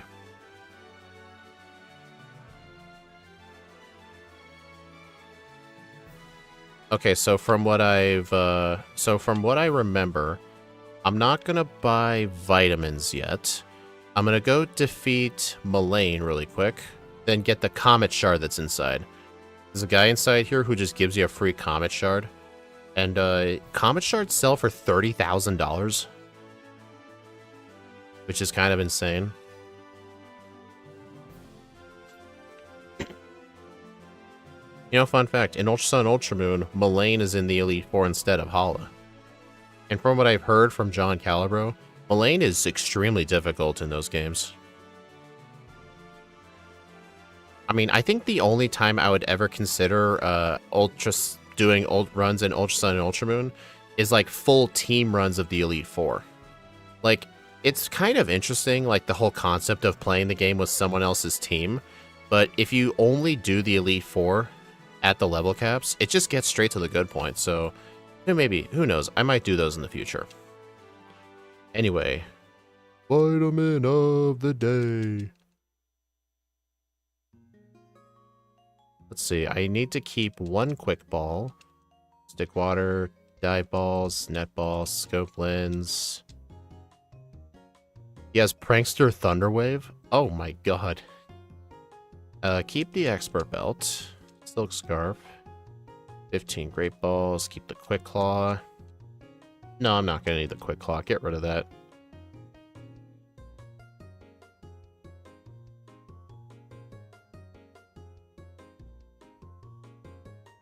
Dude, you're just giving so much free shit. It's insane. Okay. So I'm going to want 6 protein, 3 carbos, and like 4 calcium. That's all I'm going to want. I'll spend the rest on max repels. Or I guess super repels.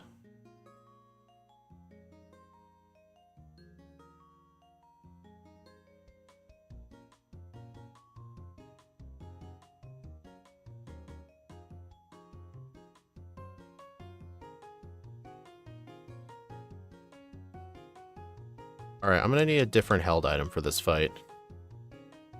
I think expert belt, maybe? Yeah, expert belt. It'll help with flame charge. Yeah, right now, I'm gonna have enough speed, guaranteed. My special attack's all good to go.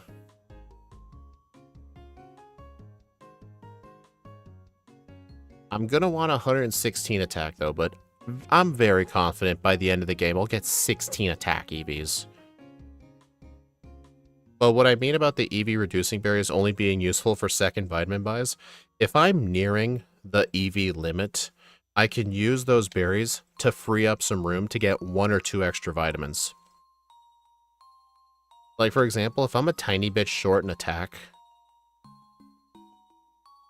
and I can't get any more EVs, I will get some EV reducing berries for different stats, and then just go train on some picky pecks.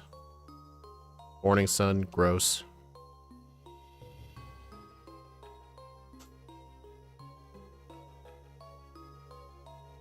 Alright, this guy has an Oka berry.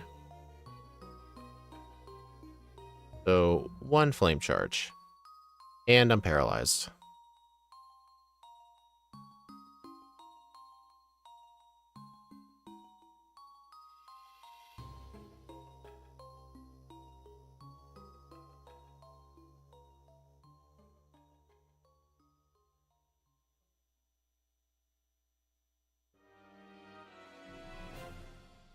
Oh my god, this charge bug is so bad.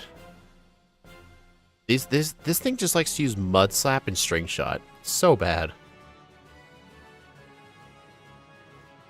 Alright, at least Mullane here gets me the Steelium Z.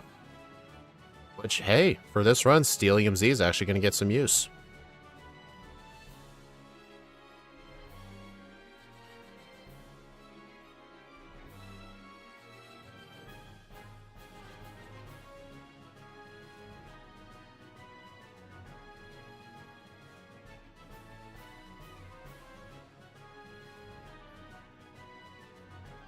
Alright, so I think now I'm going to want Normalium Z.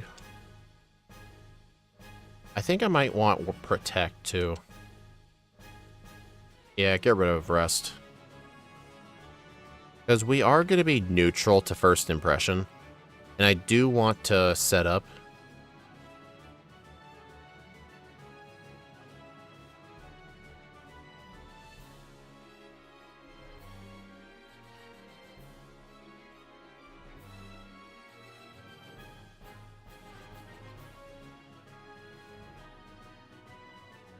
I did not heal.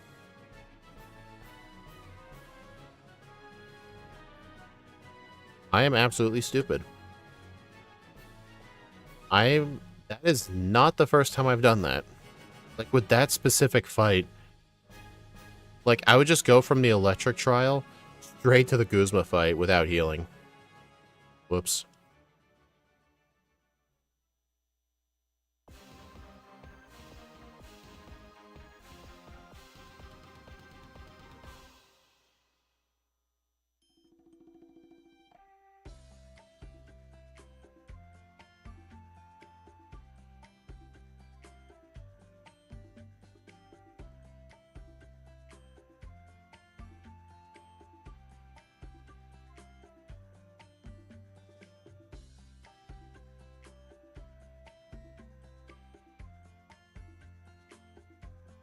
Yeah, at least it only cost me well, I also had Charizard, too.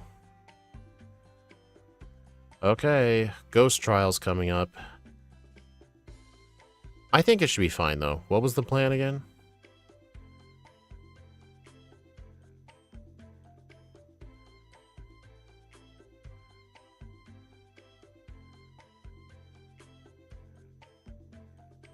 I think it was use one Flame Charge to break the Disguise, and then... What was it? Expert? Oh, no, it was use a Corkscrew Crash. Or a Steel-type Z move.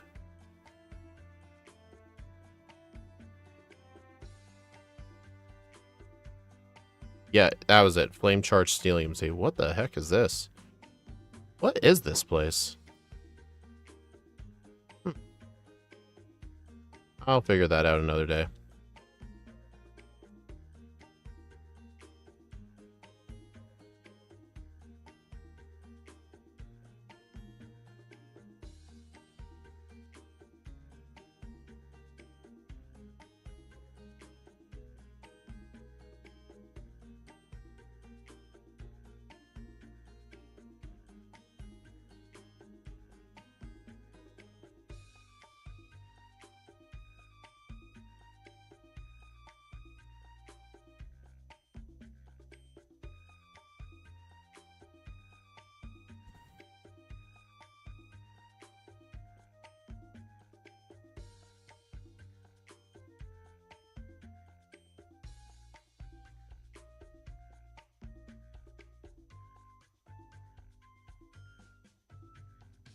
It's a museum. Oh, it's just a museum. Is there like any items there or anything that could be useful?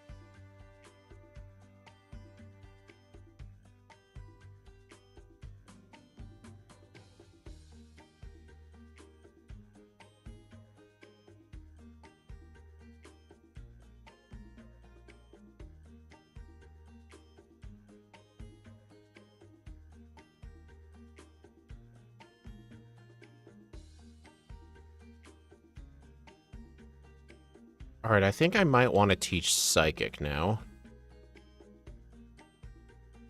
Alright, we should probably first try this thing.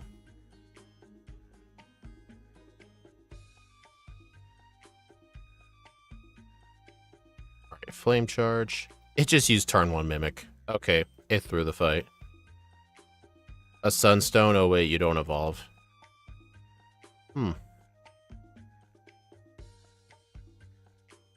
That's the weird thing. How does your player know what the Steel-type Z-move dance is, even though Mullane never shows you?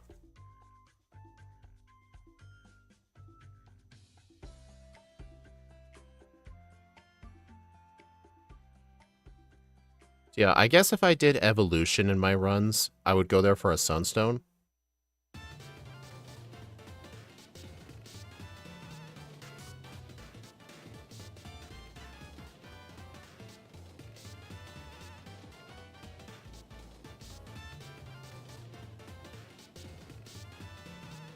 Yeah, I've made clear why I'm not a fan of evolving in a solo run, because if I want to know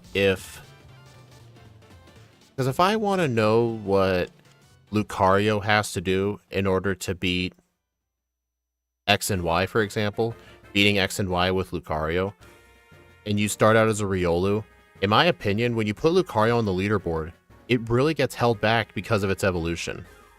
Like, it just makes some Pokemon look far worse. And besides, is it really a Lucario run if you're playing like a third of the game with Riolu? And I do find interest in runs doing first stages too. Like if you evolve, it kind of partially spoils the run, and it also kind of makes every run feel the same. Like you always start out with a weak Pokemon, and then you end the game with something fully evolved. Like every run you play just feels the same. Oh my god, dude. Okay, apparently Plumero is difficult. I mean, you're also forgetting the Psyche MZ. The one you find in the desert. Or the Flyinium Z.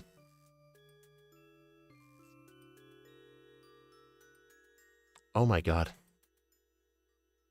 Just to let you guys know, in Gen 7, you only have a 30% chance of hitting yourself, and I keep hitting myself. This battle was annoying with Metagross? I bet.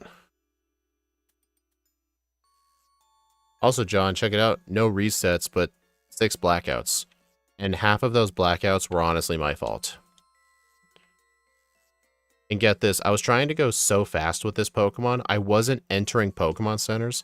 I blacked out of Akala Island and had to go back to Melee 3 separate times. Because I was being stubborn and refusing to go into a center.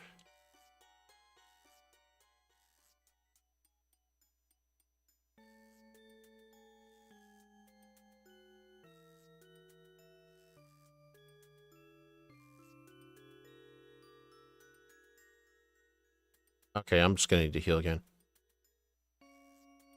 Happy required me holding Magnetic Rise. Who's Happy? Are you talking about Hapu?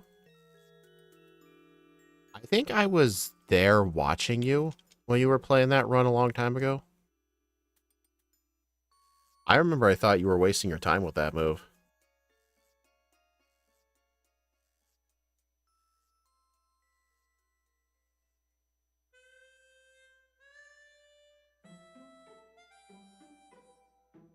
Also, here's Wild Charge.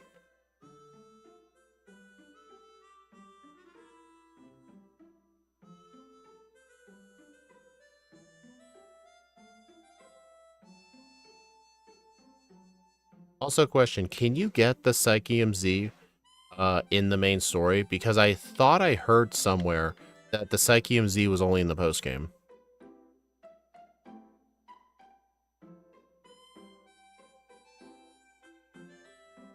Alright, I think if this is a big pile, it's a guaranteed oh no, it's a guaranteed Lumberry.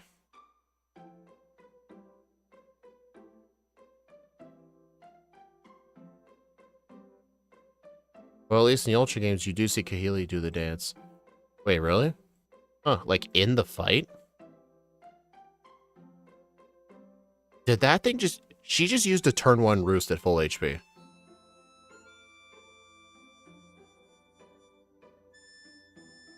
Oh, no, you just need to have the Ghost Sea Crystal?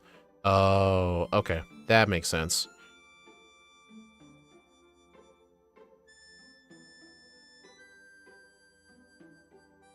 I think I remember as a kid trying to enter that desert and being told, hey, you gotta come back later, and I always assumed that meant the champion.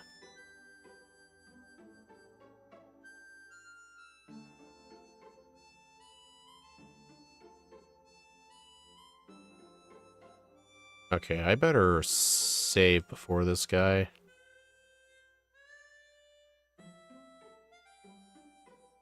This person has a Torkoal.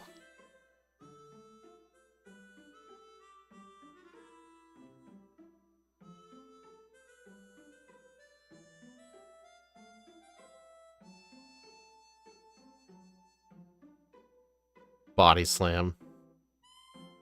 What are you, Flannery's Torkoal?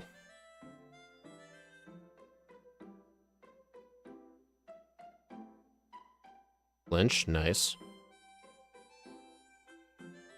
Yeah, I like fighting these trainers in most runs because these people have multiple Pokemon. And the XP yields are just really good.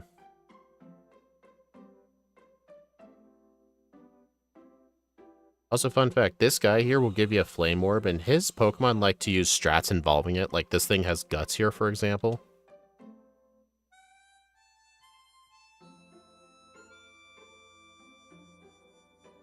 And he has an Alakazam with Trick.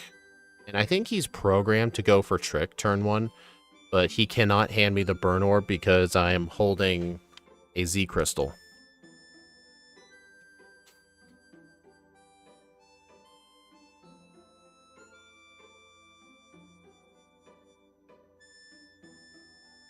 Also, maybe I might want Psyshock.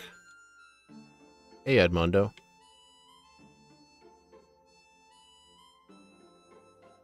I'm gonna get Psyshock just in case. Because it is just as powerful as Psychic, but it does, even though it uses your special attack, it uses the opponent's defense stat. Oh. Crud, I forgot I need a second Pokemon. I better go get one really quick.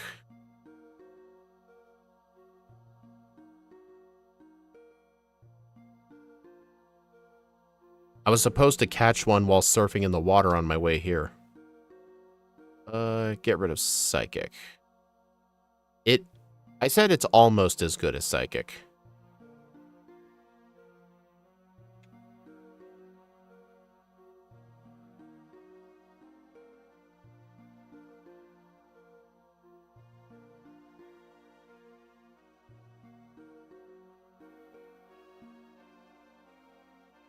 There we go. The reason I catch something in the water is because, if you use a Quick Ball on Tentacool or Finneon, they're actually guaranteed catches on turn 1. At least Tentacool is. That's why when I was selling, Yahweh's, Quick Balls, I only sold 9 of them. I wanted to keep the 10th one.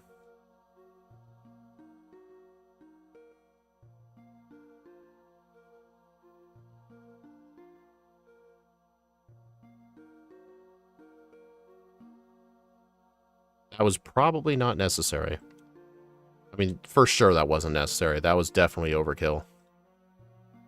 Also, I'm level 37. I think I want level 40, but I don't think level 40 for Nanu is required. That was just what I did ranges at. Oh, hold on. I need to go release my Finneon.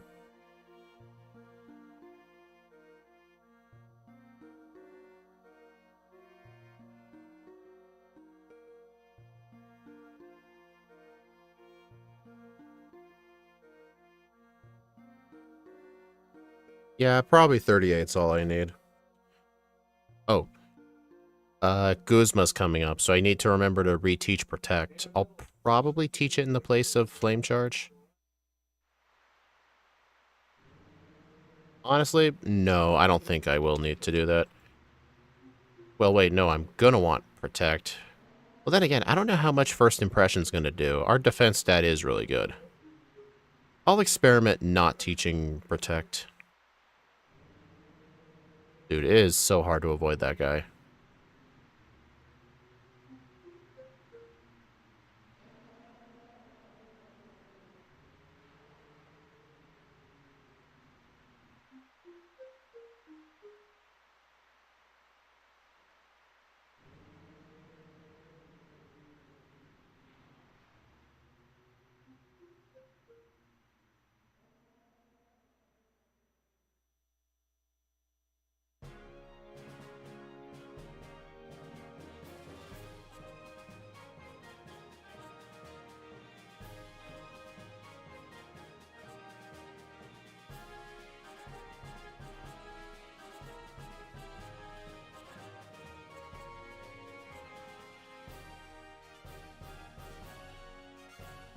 He didn't even go for it. Oh my god. Crit me, dude.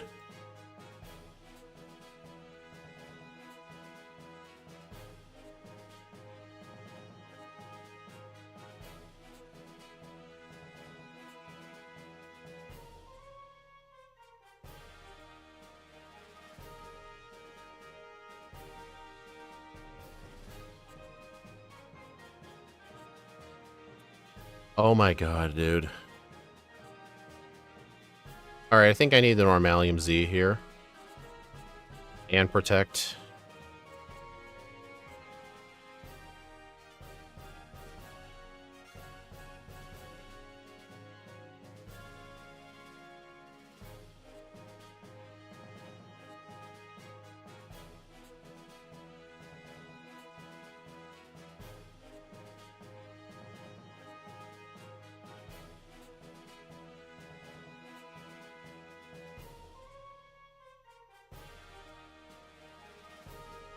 There we go. Activated emergency exit.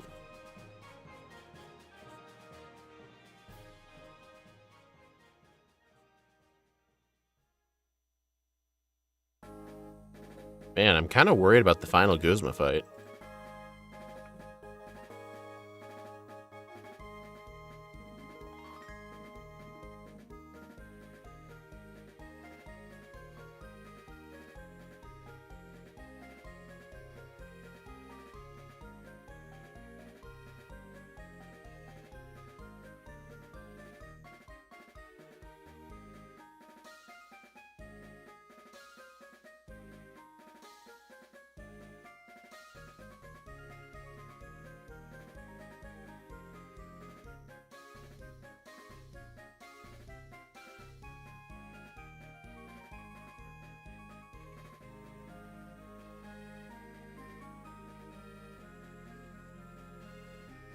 I just noticed in the cutscene, the kids were behind the counter.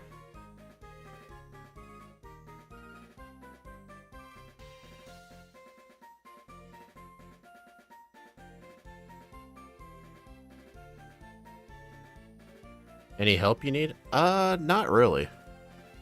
We actually planned the run. We didn't do what we did with Simisear and do the run blind. Doing the run blind leads to a lot of problems.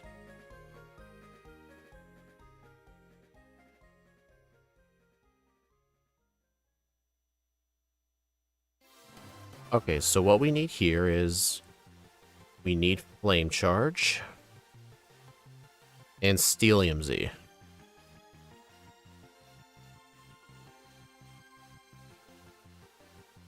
Alright, so looking at our EVs, we have enough speed, we have enough special attack, and we're 4 attack EVs away from our required amount. Okay, so I think the plan here was 1 workup, and then kill with Flame Charge. Oh no, it was use Flame Charge, then survive that hit.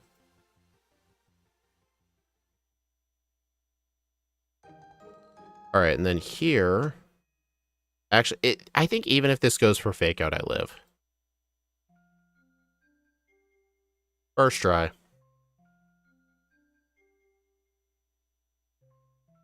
As it does playing with a Simisear. True.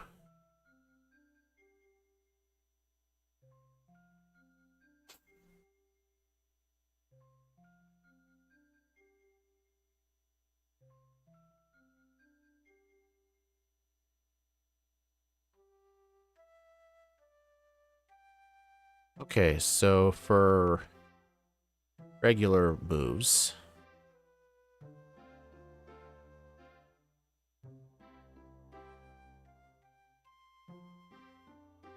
I'm going to teach, not Psyshock. Yeah, Psyshock.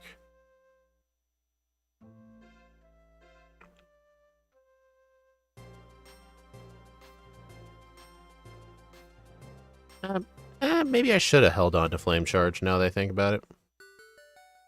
Oh well. Yeah, the Aether Foundation trainers are very good experience. Honestly, I probably should have held something here. I probably could have held an Amulet Coin for money, but I'm not sure why I would need money at this point. Literally just unless I want a second vitamin buy. Which, there's no reason for a second vitamin buy unless I want iron. Actually, can someone add up my EVs currently? In the bottom right. I'm close. I'm curious how close am I to my total of 510.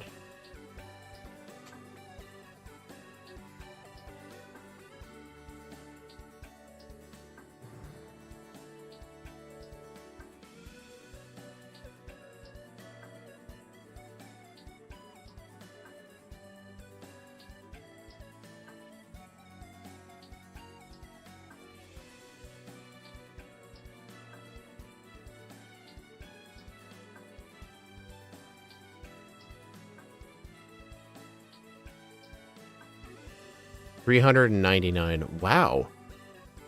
Okay, then maybe I could do another vitamin buy. I mean, obviously not in attacks, not in attack and speed, but if I wanted to, I could buy a couple extra calcium. And maybe, you know what? I think investing in some iron, actually maybe not iron, because, well, maybe iron? I don't know.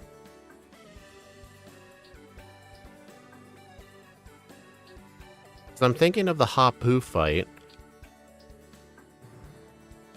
Where's Flame Charge?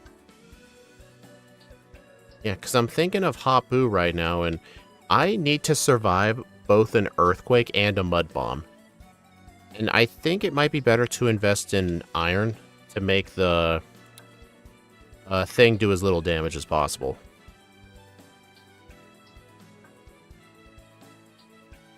What's the strategy for Hapu? I have it in my notes. Give me a sec.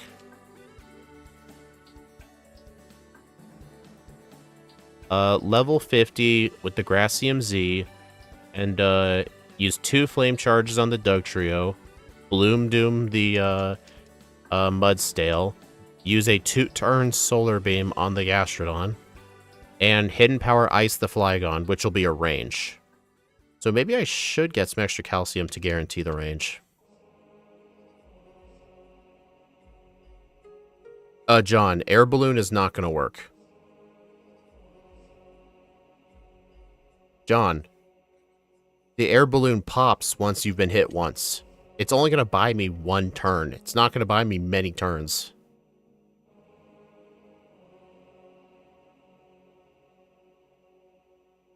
Yeah, we were experimenting with Air Balloon. It's just... Air Balloon just is not a good idea for that fight. The Gracium Z with Solar Beam is going to be much better. Because it will one-shot the Mudstale without having to do all that setup. Because doing more than 1 workup on Hapu is extremely risky. John. She's not only going to spam Sucker Punch, dude. Do you remember Air Balloon only works for the first turn? Once it's popped... Oh, wait a minute. If you... Sucker Punch doesn't work. Oh, okay, I finally get what you mean. I get it. Okay, I understand what you mean now. Don't you dare. Thank you.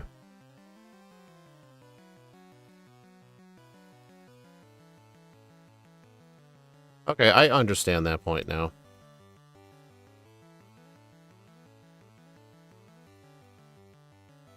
Well, I mean, I'm not going to change my routing halfway through a run, but I'll actually remember that for next time. I completely forgot if you're using a setup move, Sucker Punch does 0 damage, and it just fails. I completely forgot about that.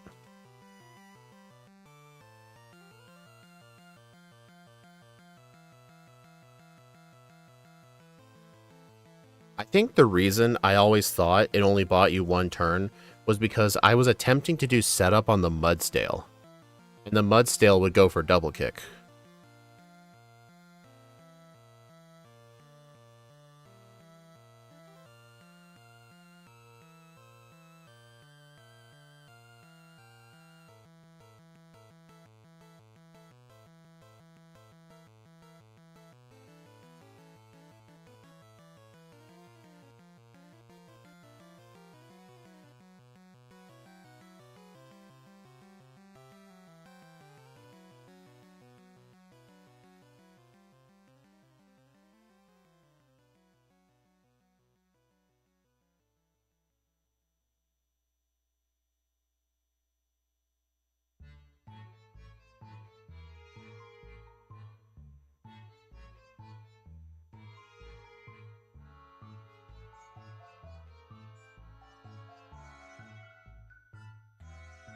Metal Burst, gross.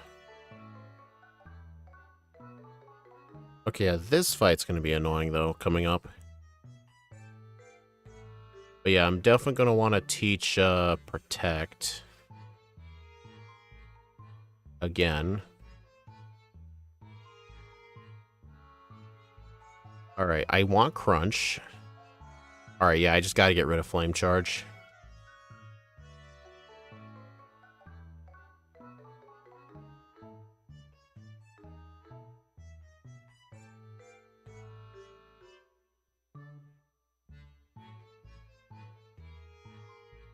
Routing to hit the air balloon is a time of the day thing. Yeah, I'm in daytime, but just I'm not gonna change my routing since I started the run, because that might mess things up for me. Well, I just wasted a workup. Please do more than half. Thank you.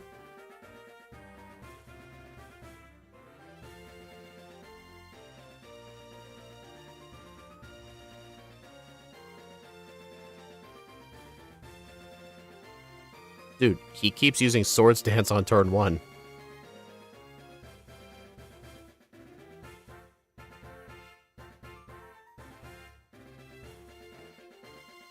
Yeah, it's just...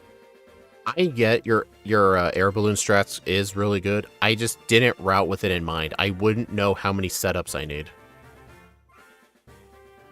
Because I don't really have good offensive coverage for the Gastrodon. Or the Mudstale, because I don't really have good coverage for a pure ground type. Like, I'm gonna end up needing more work. I just don't know how many workups I would need.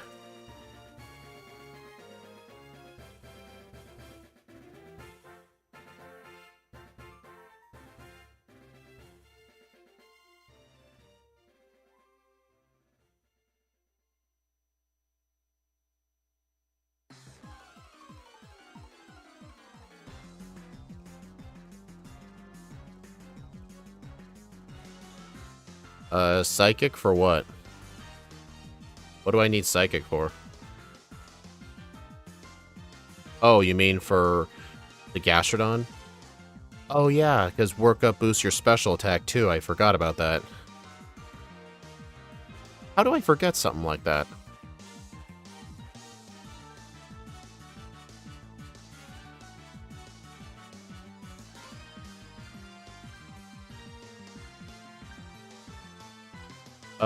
The Mudstale is going to use Grass EMZ. For the Gastrodon, I'm actually going to use a normal Solar Beam and just tank a Mud Bomb. Mud Bomb does not do much damage to me. It's the Earthquake that'll do damage. I looked at ranges. If I go into the fight at a minimum of 50 attack EVs, or defense EVs.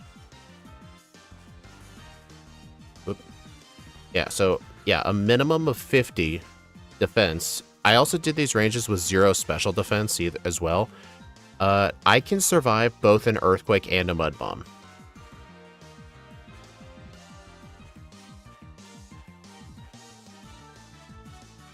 But I might actually want to do a second Vitamin Buy and get a bunch of irons.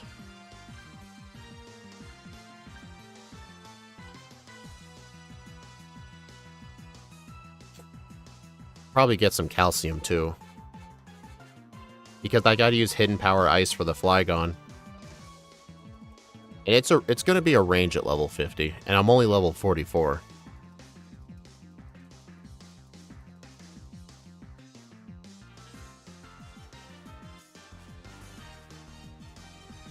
$457. How many vitamins does that leave me?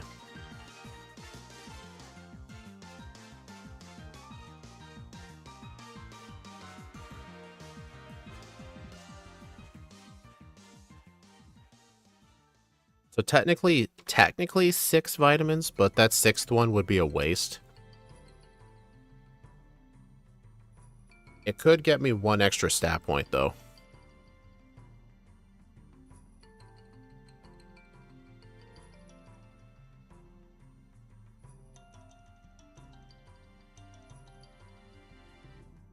Curious, what happens if you fly to the Aether Foundation from here? That really doesn't save time at all.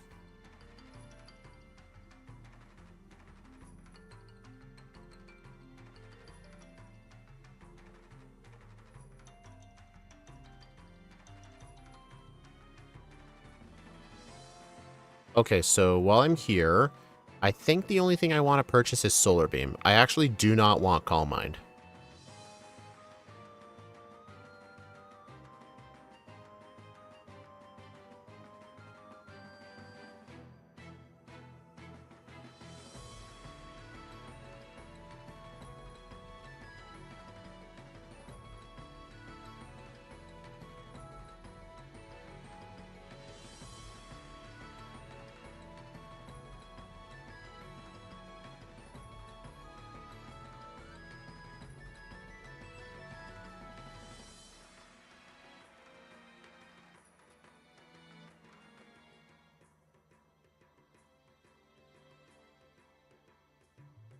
Alright.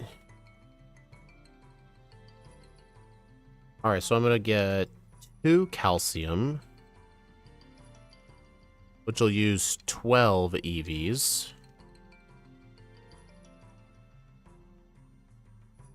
Yeah, so that'll give me 41 EVs left. Okay, so now just 4 vitamins. All defense.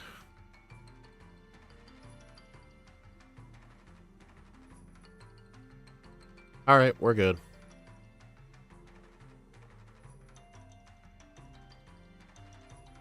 Yeah.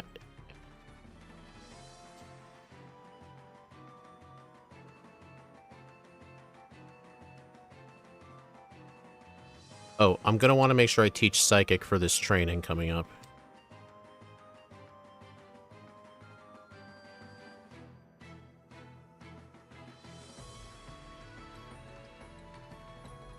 I found a wild trump. Not often I see those, but hey, attack EVs. But I might be maxed out already.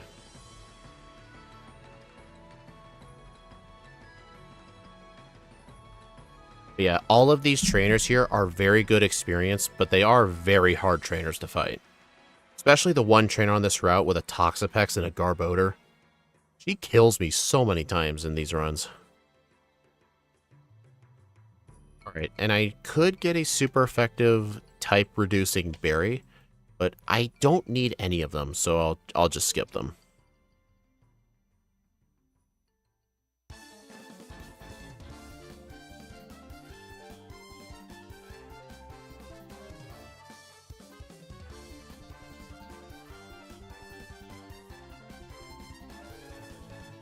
Yeah, good thing I'm a steel type, exactly. And psychic. So take that, you jerk. Hey, a Gastrodon. Bye, Gastrodon.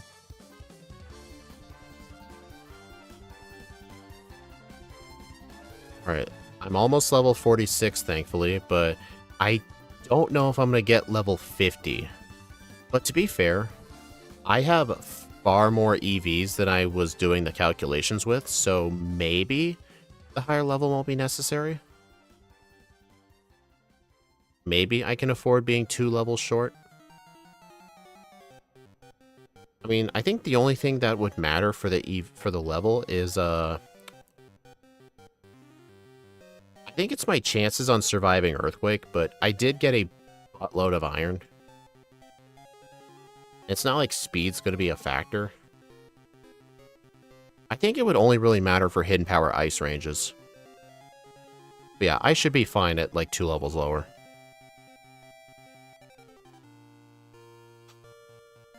Yeah, in my opinion, these Sun and Moon runs really get better once you get to the 4th island.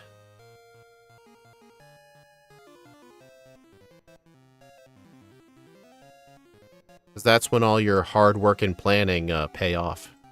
Or doesn't pay off. Depends on how well you plan things.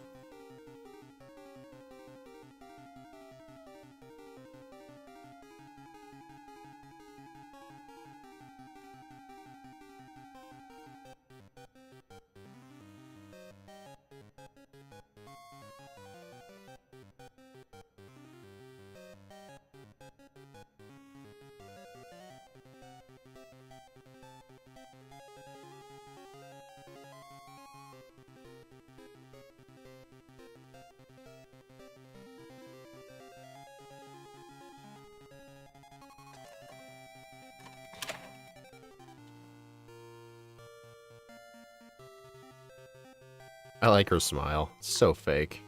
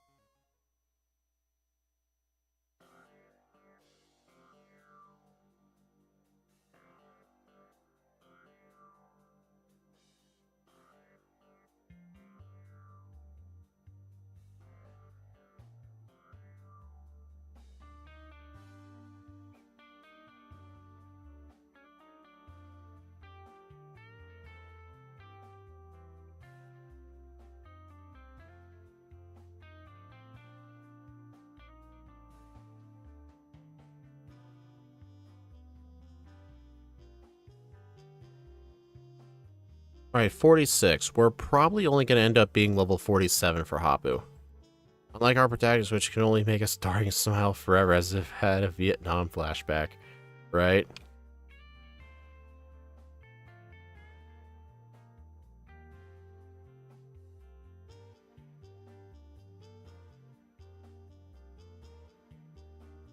I know there's one trainer I missed. The trainer... Oh, wait, hold on.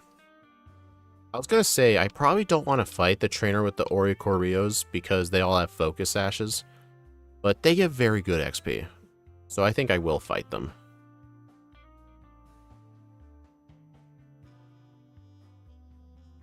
Ow.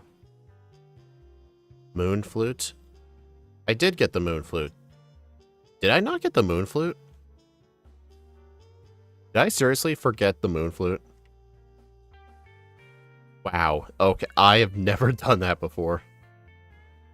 Whoops.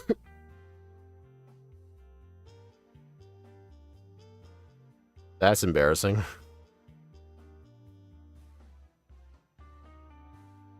I just left Lily on the island.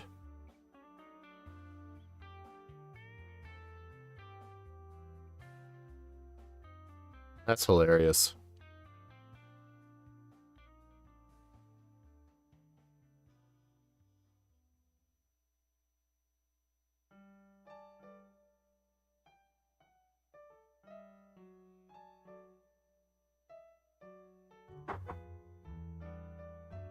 Plus with the focus ashes, solar... You know what? No. I have the TM.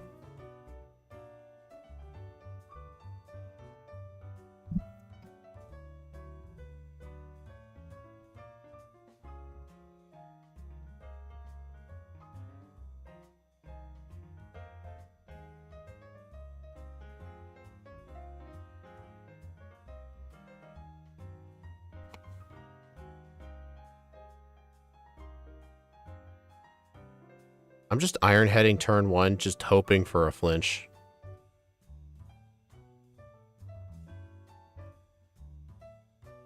Oh yeah, I forgot. Teeter Dance, like, acts weirdly with the AI. Like, if the opponent has Teeter Dance, they can just spam that move.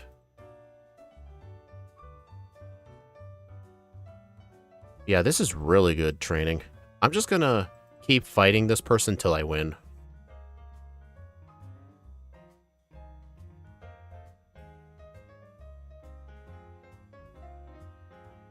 Why am I not using Psychic on that thing?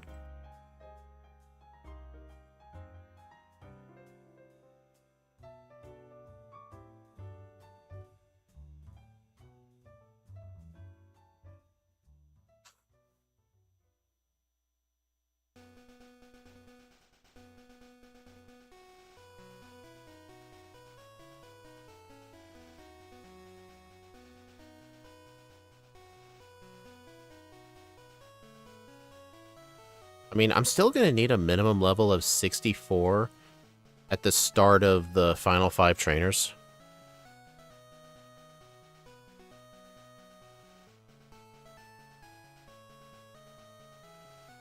Which if I get... Hey, how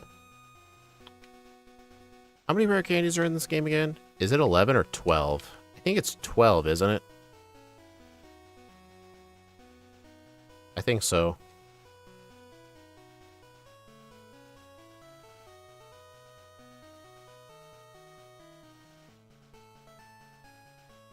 So if I need 64 at the start of the final 5 trainers, then I can use candy starting at level 52. Which I'm very close to.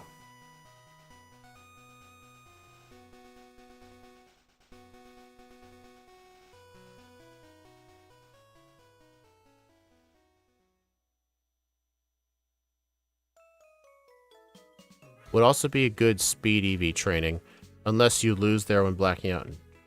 You do not lose EVs when you black out in a fight. Fun fact though, you do lose EVs if you run away from a fight. I found that out the hard way once.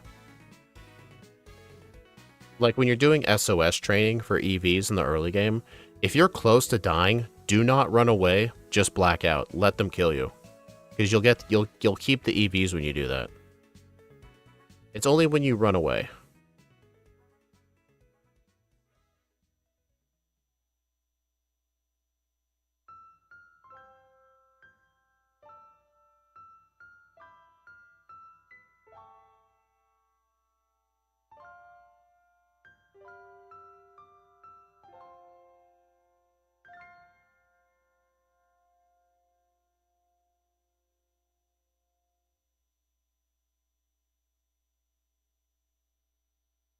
You know, I think as soon as I get to 52, I don't think I just want to use all the candies because some of the rare candies are out of the way, like the one in the lush jungle. I have to go backtrack for that one, as well as the one in Howley City where you have to surf to it. If it's in the way, out of the way, it might be better to just skip it. I think I'll wait until right before Gladion and just see how many rare candies I have.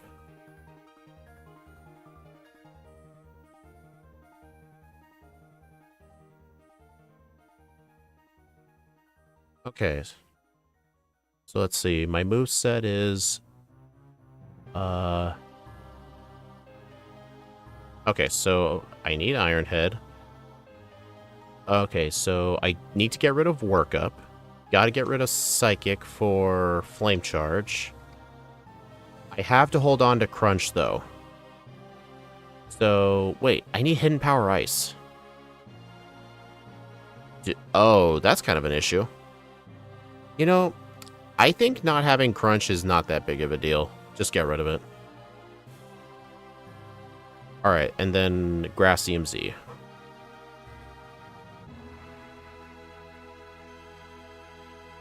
Can't hear me. John? Your end is just messed up. Okay, one flame. What? You Sandstorm.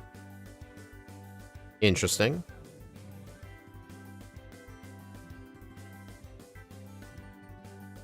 I think all of the extra attack EVs definitely helped out a lot. Okay, so yeah, it survived, but I knew it was a range from the get-go. Alright, Mud Bomb is not going to kill. Told you. There we go. See, that's proper planning.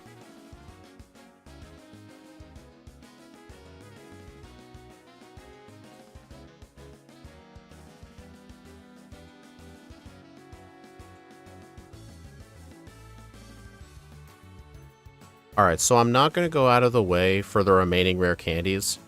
I'll just see if all the trainers in the Pawnee Canyon will be enough.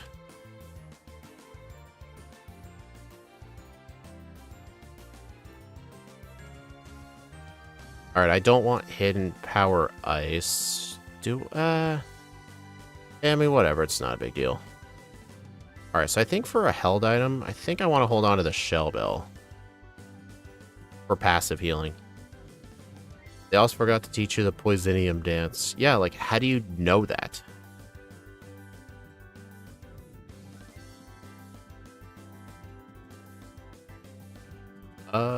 This thing's not gonna kill me, is it?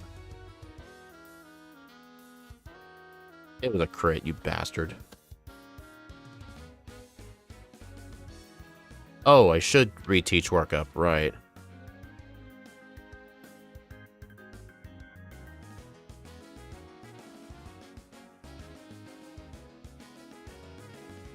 You know what? Hold on. I'm gonna get an Oka Berry. I think it's... I've gotten Oka Berry before. I'm pretty sure this tree has Oka Berry.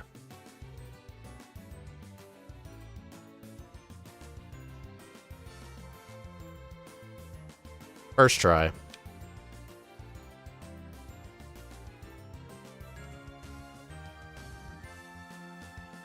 Wait a minute, just fly back. What am I doing?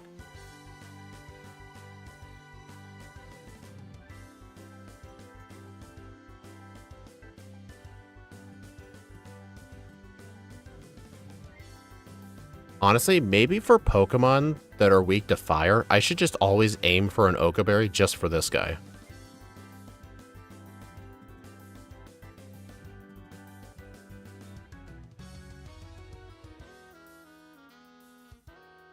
There we go. I think that Oka Berry was necessary too. Otherwise, I would have needed a Heat Wave miss.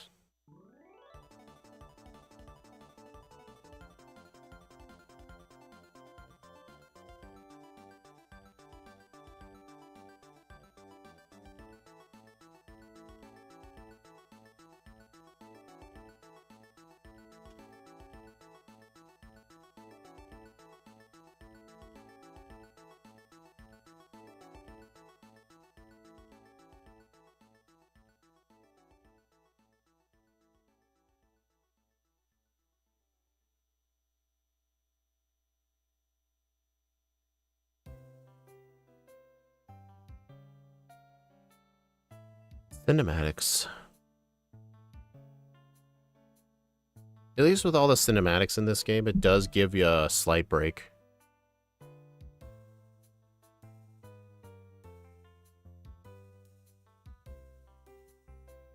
Also, there is a rare candy below us. We would have to go out of the way for it, but it's honestly not that out of the way. It's not blocked by any trainers.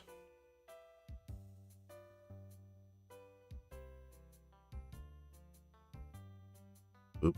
I just don't view it as out of the way because you don't have to go fly somewhere.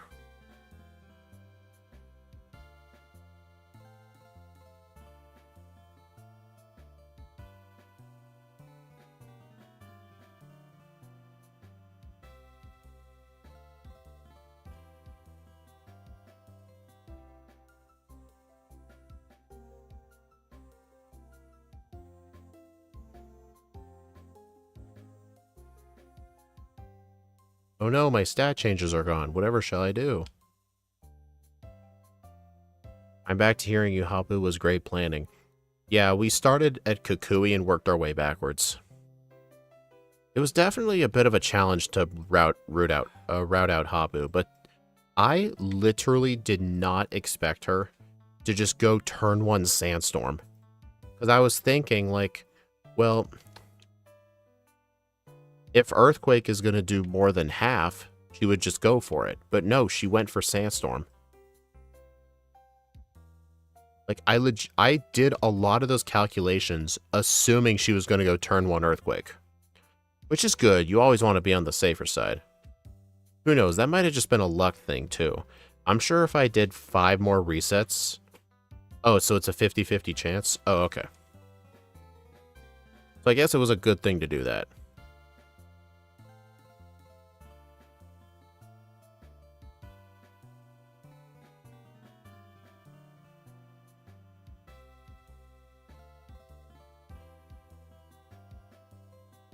Can't wait to get Sunsteel Strike pretty soon. I mean, of course, unless she sees a knockout. That makes sense.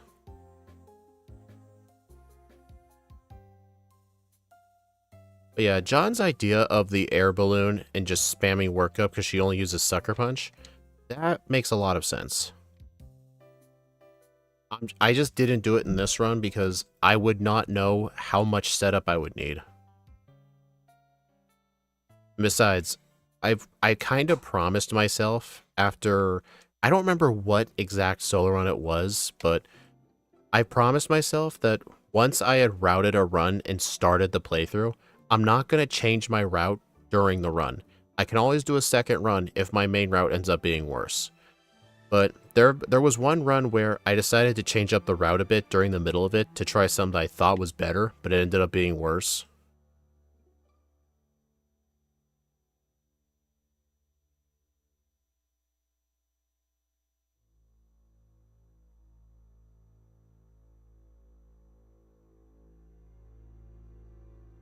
No free rare candy?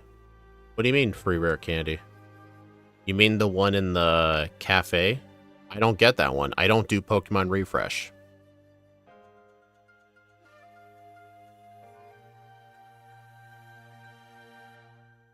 I'm gonna use Workup. Psychic for the pseudo legendary.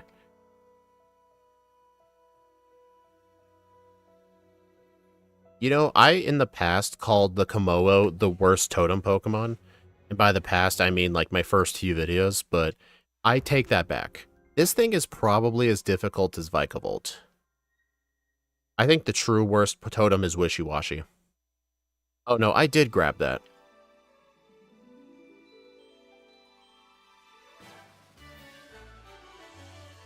I did get it, you missed it.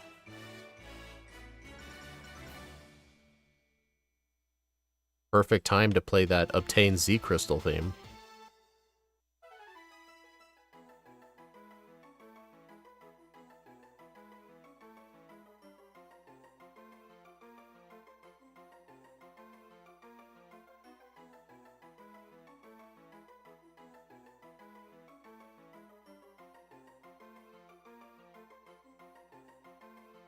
Yeah, I didn't grab Flamethrower because we don't need it. No, John. 100% wrong. John, when I played Simisear last week on stream, you know what happened? I got destroyed in the first attempt. Then the second attempt, that Wishy-Washy used Soak, and Simisear ended up winning the water trial with more than half of its HP remaining, all because of that Soak. It could literally just make you no longer weak to its own moves. It's so awful. At least the Komodo has powerful fighting type moves, which if you're weak to fighting, can be a problem. But in runs where you're weak to water, the Wishy-Washy can literally help you with that and make you no longer weak to water.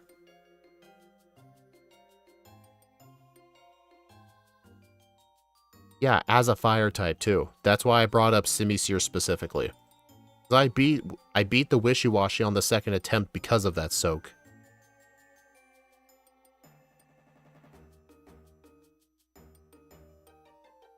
I mean, John, it is the lower level, but that shouldn't matter.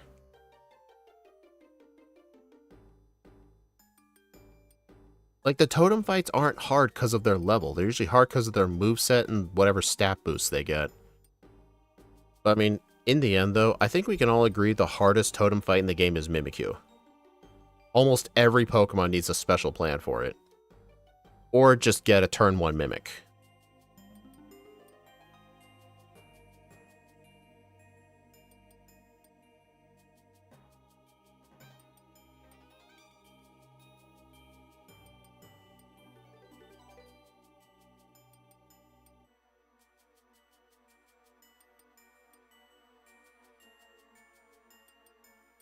Yeah, it can wall so many Mons. It's brutal. Alright, use Psychic to do special damage.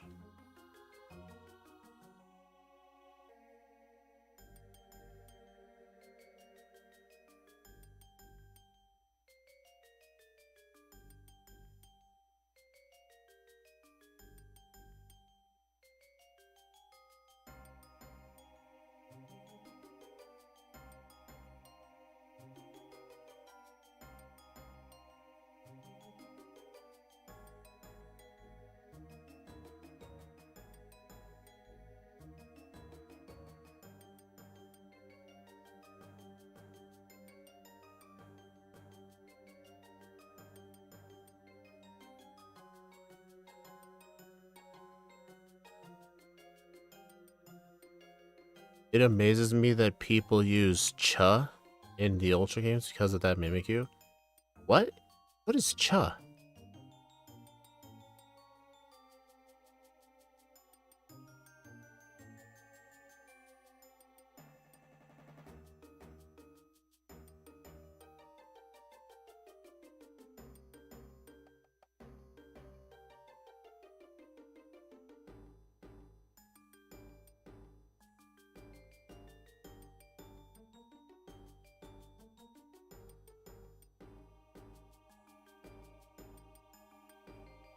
Losing me is so weird in the second fight. I think they gave her plane split to make it easier. I don't think so. I literally think it's a lore thing. Like how Getsis Hydreigon in Black 2 and White 2 has frustration. I think it's some sort of lore and story reason why they gave her Pokemon Pain Split. Because like during the fight, she's in a lot of pain.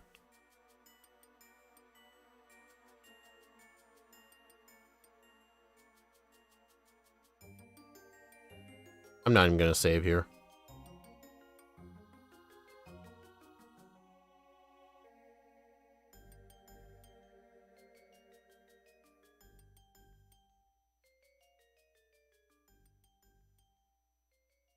Oh, Chuz the Halucha? Oh, is there an in-game trade for that thing? Dude, why does that thing go for X-Scissor instead of multi-attack? That thing's a fire type. Dude, this Gladion's AI treats multi-strike so weirdly. Like, I remember when I was playing Decidueye in my second playthrough that did not end up... Yeah, in the second playthrough that ended up being in the video. He was using X-Scissor instead of multi-attack fire. It was so strange.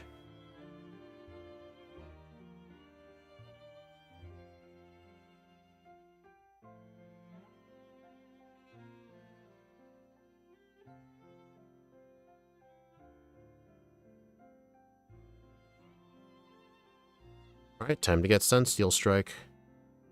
It probably does think of it as a normal type move. Yeah, that's probably what it is. Oh, I forgot the Heart Scale on Exeggutor Island.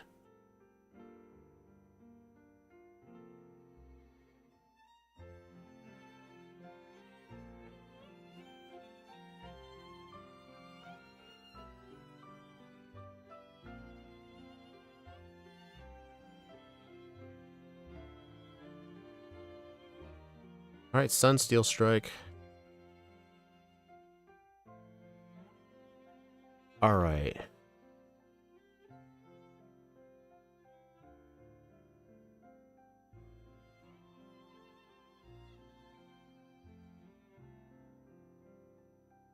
Alright, so my moveset is Sunsteel Strike, Crunch, Psychic, Workup. Alright, I am not gonna have Crunch. I probably should have gotten a second Heart Scale, but oh well, Crunch isn't really needed.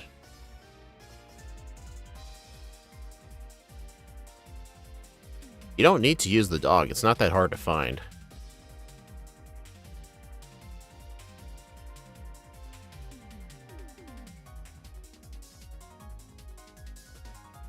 Ow. I mean, I know Crunch would be good for the Ghost type Elite Four member, but it's not overall necessary. Oh, besides, I should use my candies now. Let's see, 10 candies. Yep.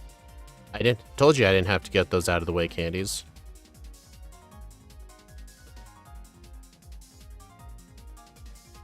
You know, Flare Blitz could have been useful.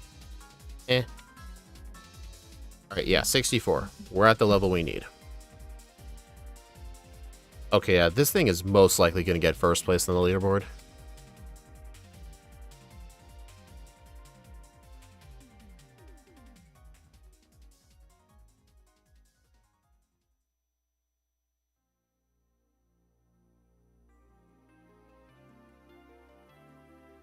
Okay, I 100% blame paralysis for that loss. Is there a better physical move I could use here? You know what?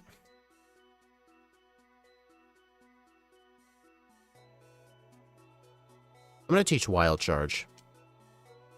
Good thing I got the move. No, I think it will still beat first place. Kyurem got a time of 2:29.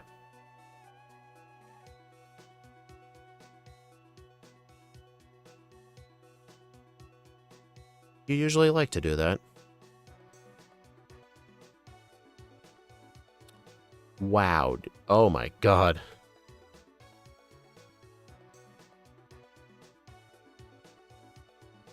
Yeah, so I'm probably going to need to use the Z workup on the Raichu, then hopefully one-shot it with Wild Charge.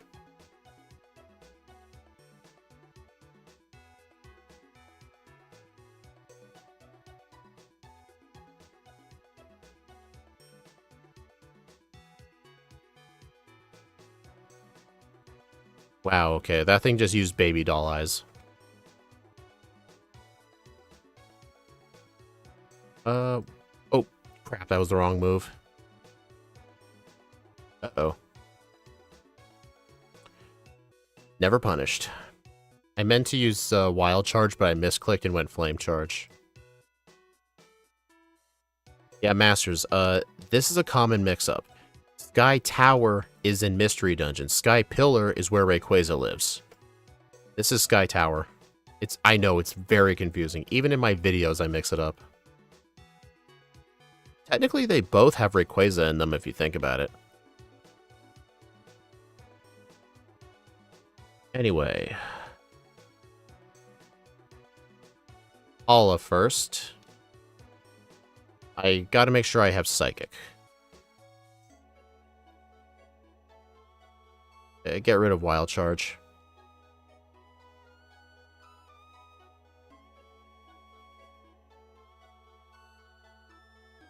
It's fine, John. Normalium Z counts as no held items. You know why?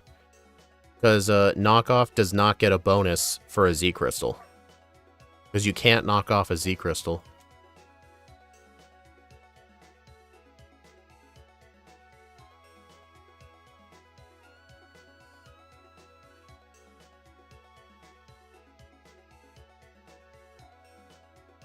It's fine, Masters. It's a common mix-up. I do it all the time.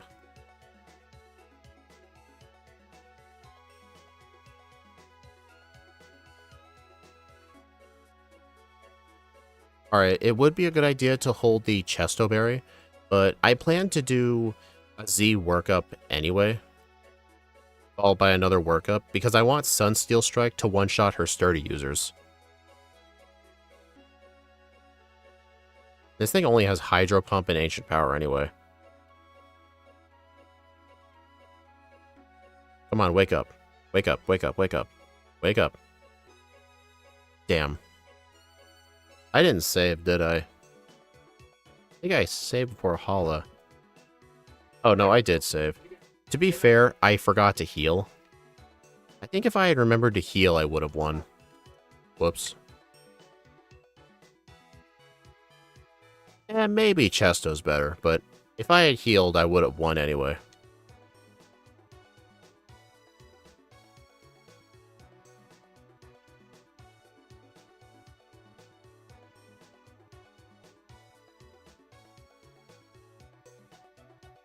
Wake up. Wake up. There we go.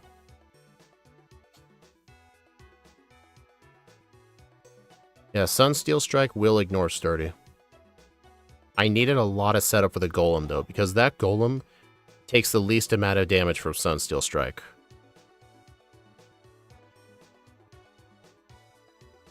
Alright, so I'm not going to have Crunch for Acerola, but I think Acerola should be just fine with Sunsteel Strike.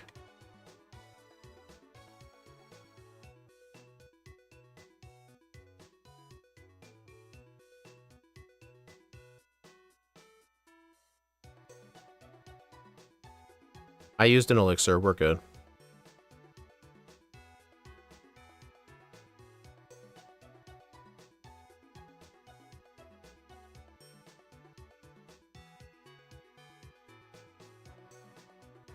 Question is, will it kill this thing?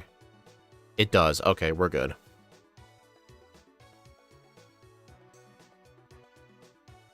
And we have 188 speed, so we'll outspeed everything. Yep. Dude, pretty much in Sun and Moon, plus speed has to be the default nature. Dude, if Scott were to do this and only allow neutral natures, oh good god.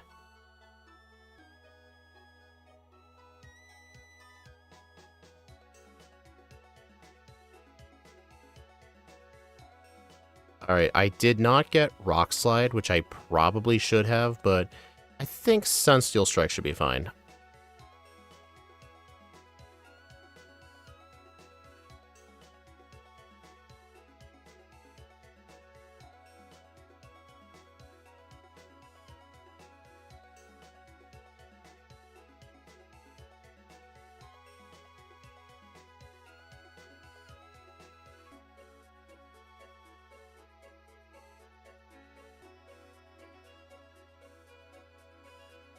Uh-oh. Oh, shit. That's fine, I'll just use Psychic.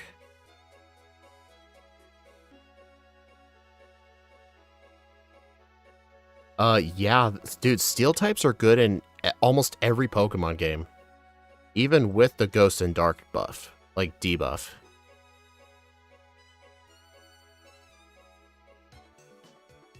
Although the Psychic typing did hold this thing back quite a bit. But this thing's still powered through. Okay, Kukui, I don't have Rock Slide here, but I think Z Workup should be fine.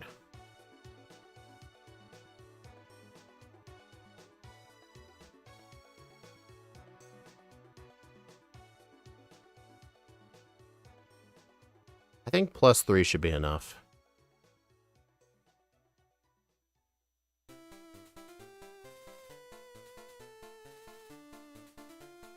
Oh, wait. I think I remember why I wanted Rock Slide. Do I need Wild Charge again? I think so, I might want Wild Charge again.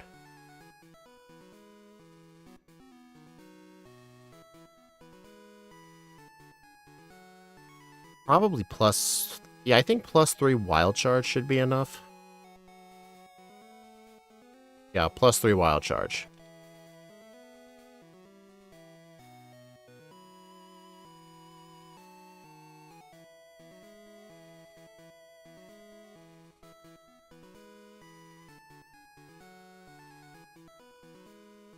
Oh, you've gotta be kidding. Unless I want to use the Electrium Z. So I don't have to... You know what? I think the Electrium Z might be better.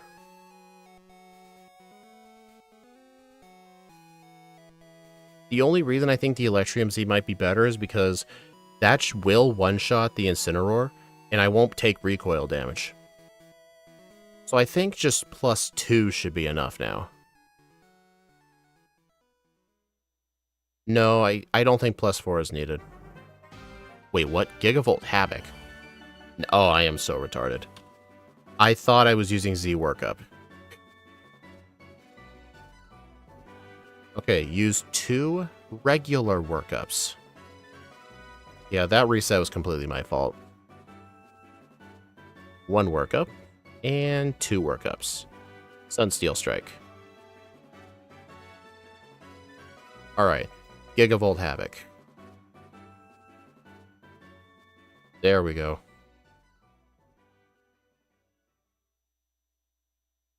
I think Sunsteel Strike will...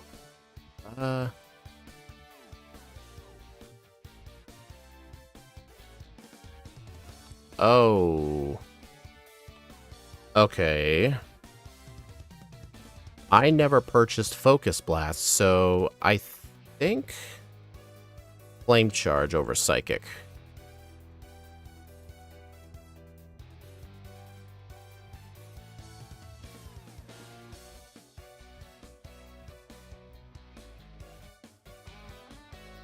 Okay, yeah, this should be our final moveset.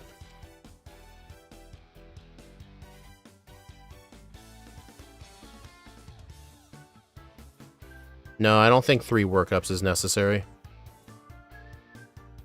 Remember, John, that Lycanroc does a lot of damage. And I'm not running Rest on this set. Okay, at least with the Flame Charges, Thunderwave Speed Drop doesn't mean anything.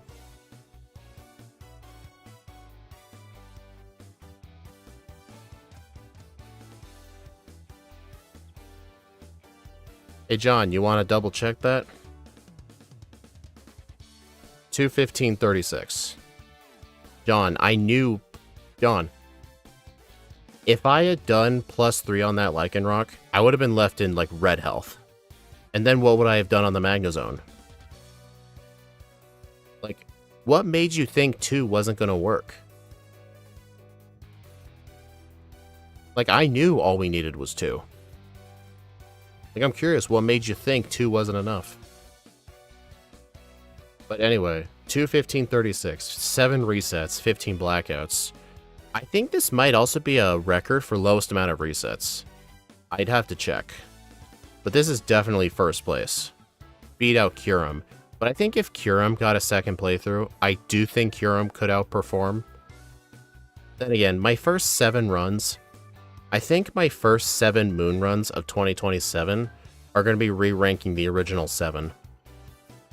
Because those runs weren't allowed to use Z moves. I forgot Sunsteel is the reason you ignore Sturdy. Well, to be fair, John, I wasn't using Sunsteel Strike on Magnezone because it quad resists. I have to just accept Sturdy. Hey, Seas over Jupiter.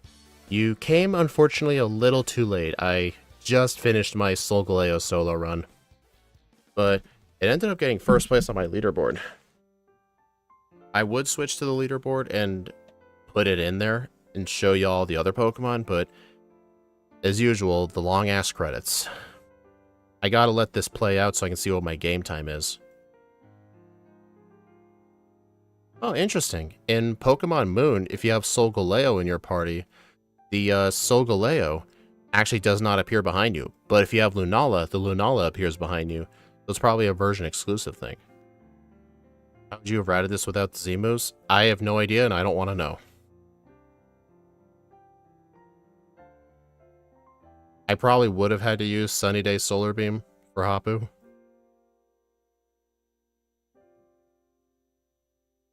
I still think allowing Z moves overall was a great benefit. It just allowed for more strategies and it made the runs overall more interesting. Like, I did not think Electrium Z with Wild Charge was going to be my answer to the Incineroar.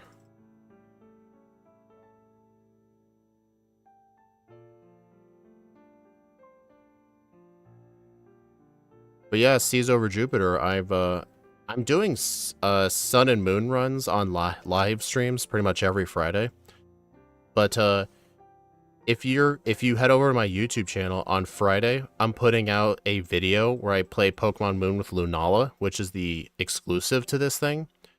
You're gonna want to see it. I know it was too late for you to have seen anything with this stream, but Solgaleo is very good in this game. Lunala, very, very bad.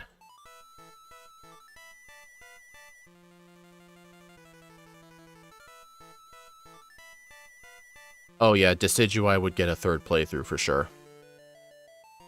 I'd probably use more Shell Bell, yeah. But to be fair, I don't want to think of that stuff.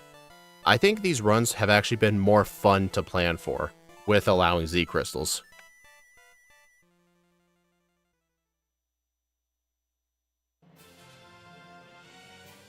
Yeah, you need level 19 for the first Totem fight.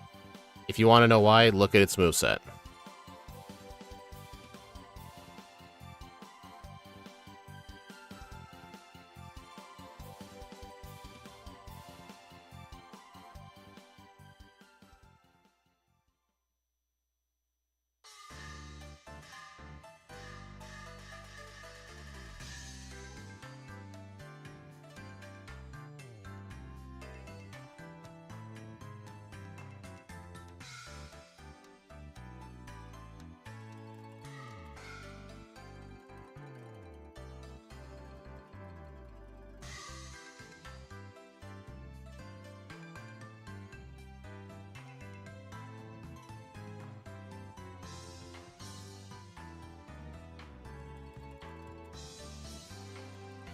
Alright, in the description of this live stream, I will put down the paste link if you guys want to see what my notes were.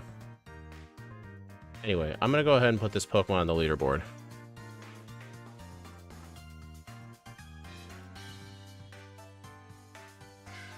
Yeah, Ghost can't hit normal either. If Alolan Raticate was a pure Dark type, the answer for that fight would have been Nightshade. It absolutely would have been.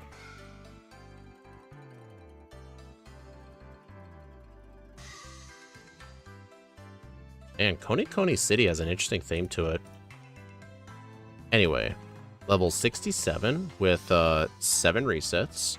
The real time of 2 hours, 15 minutes, and 36 seconds. I gotta wait for the game time. Tell me when you are free to play in Porygon. I'll have to let you know in my Google Calendar. Hold on. When am I doing the Porygon? Oh, yeah, he wanted me to do regular Porygon, not Porygon 2. Oh, that's this week. So,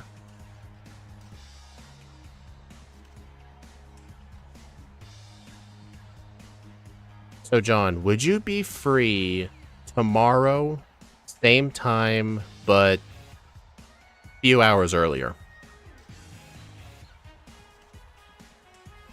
Hey, C's over Jupiter. Nice of you to find the YouTube stream.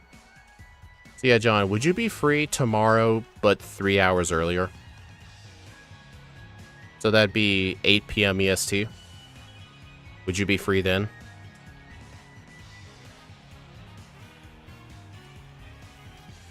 You can? Okay, I'll write down a note. Okay, what's our game time, finally? And the emulator crashed.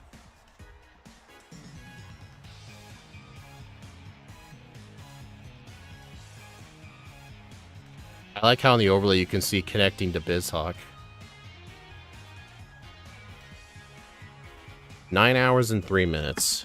Dude, this game is just so big that 9 hours is considered fast. Okay.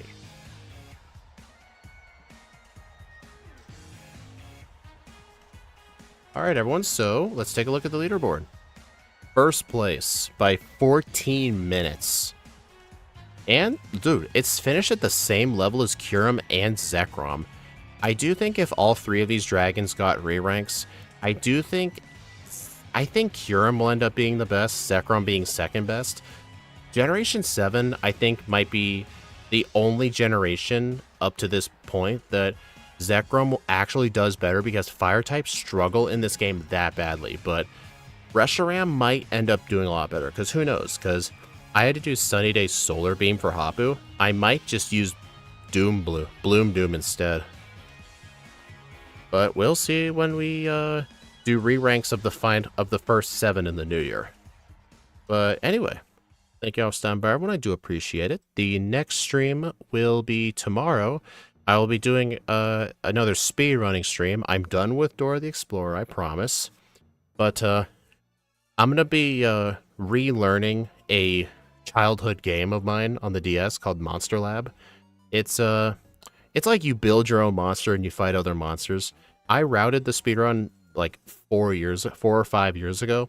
I've lost the record since then, but I want to try and get the record back, but I'll have to relearn the game. So it'll take a few streams for me to do Monster Lab, but once I'm done with that game, I'll probably end up trying Legends CA Catch-em-all next after that, and then I'll go to Conquest. Silvally, surprisingly, oh yeah, you're right. Silvally has the record for least resets.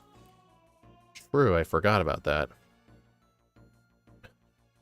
But yeah, normal types are not the best in Alola.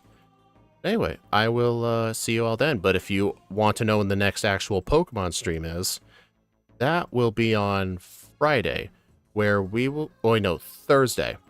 Thursday we'll be doing... Wait, am I doing a stream Thursday? Normally Thursdays are my random solo run stream days. Let me check. Yeah. Thursday we'll be doing a random Pokemon Moon run. Oh, my schedule's messed up. I had the Simipour stream for Friday. Okay, hold on.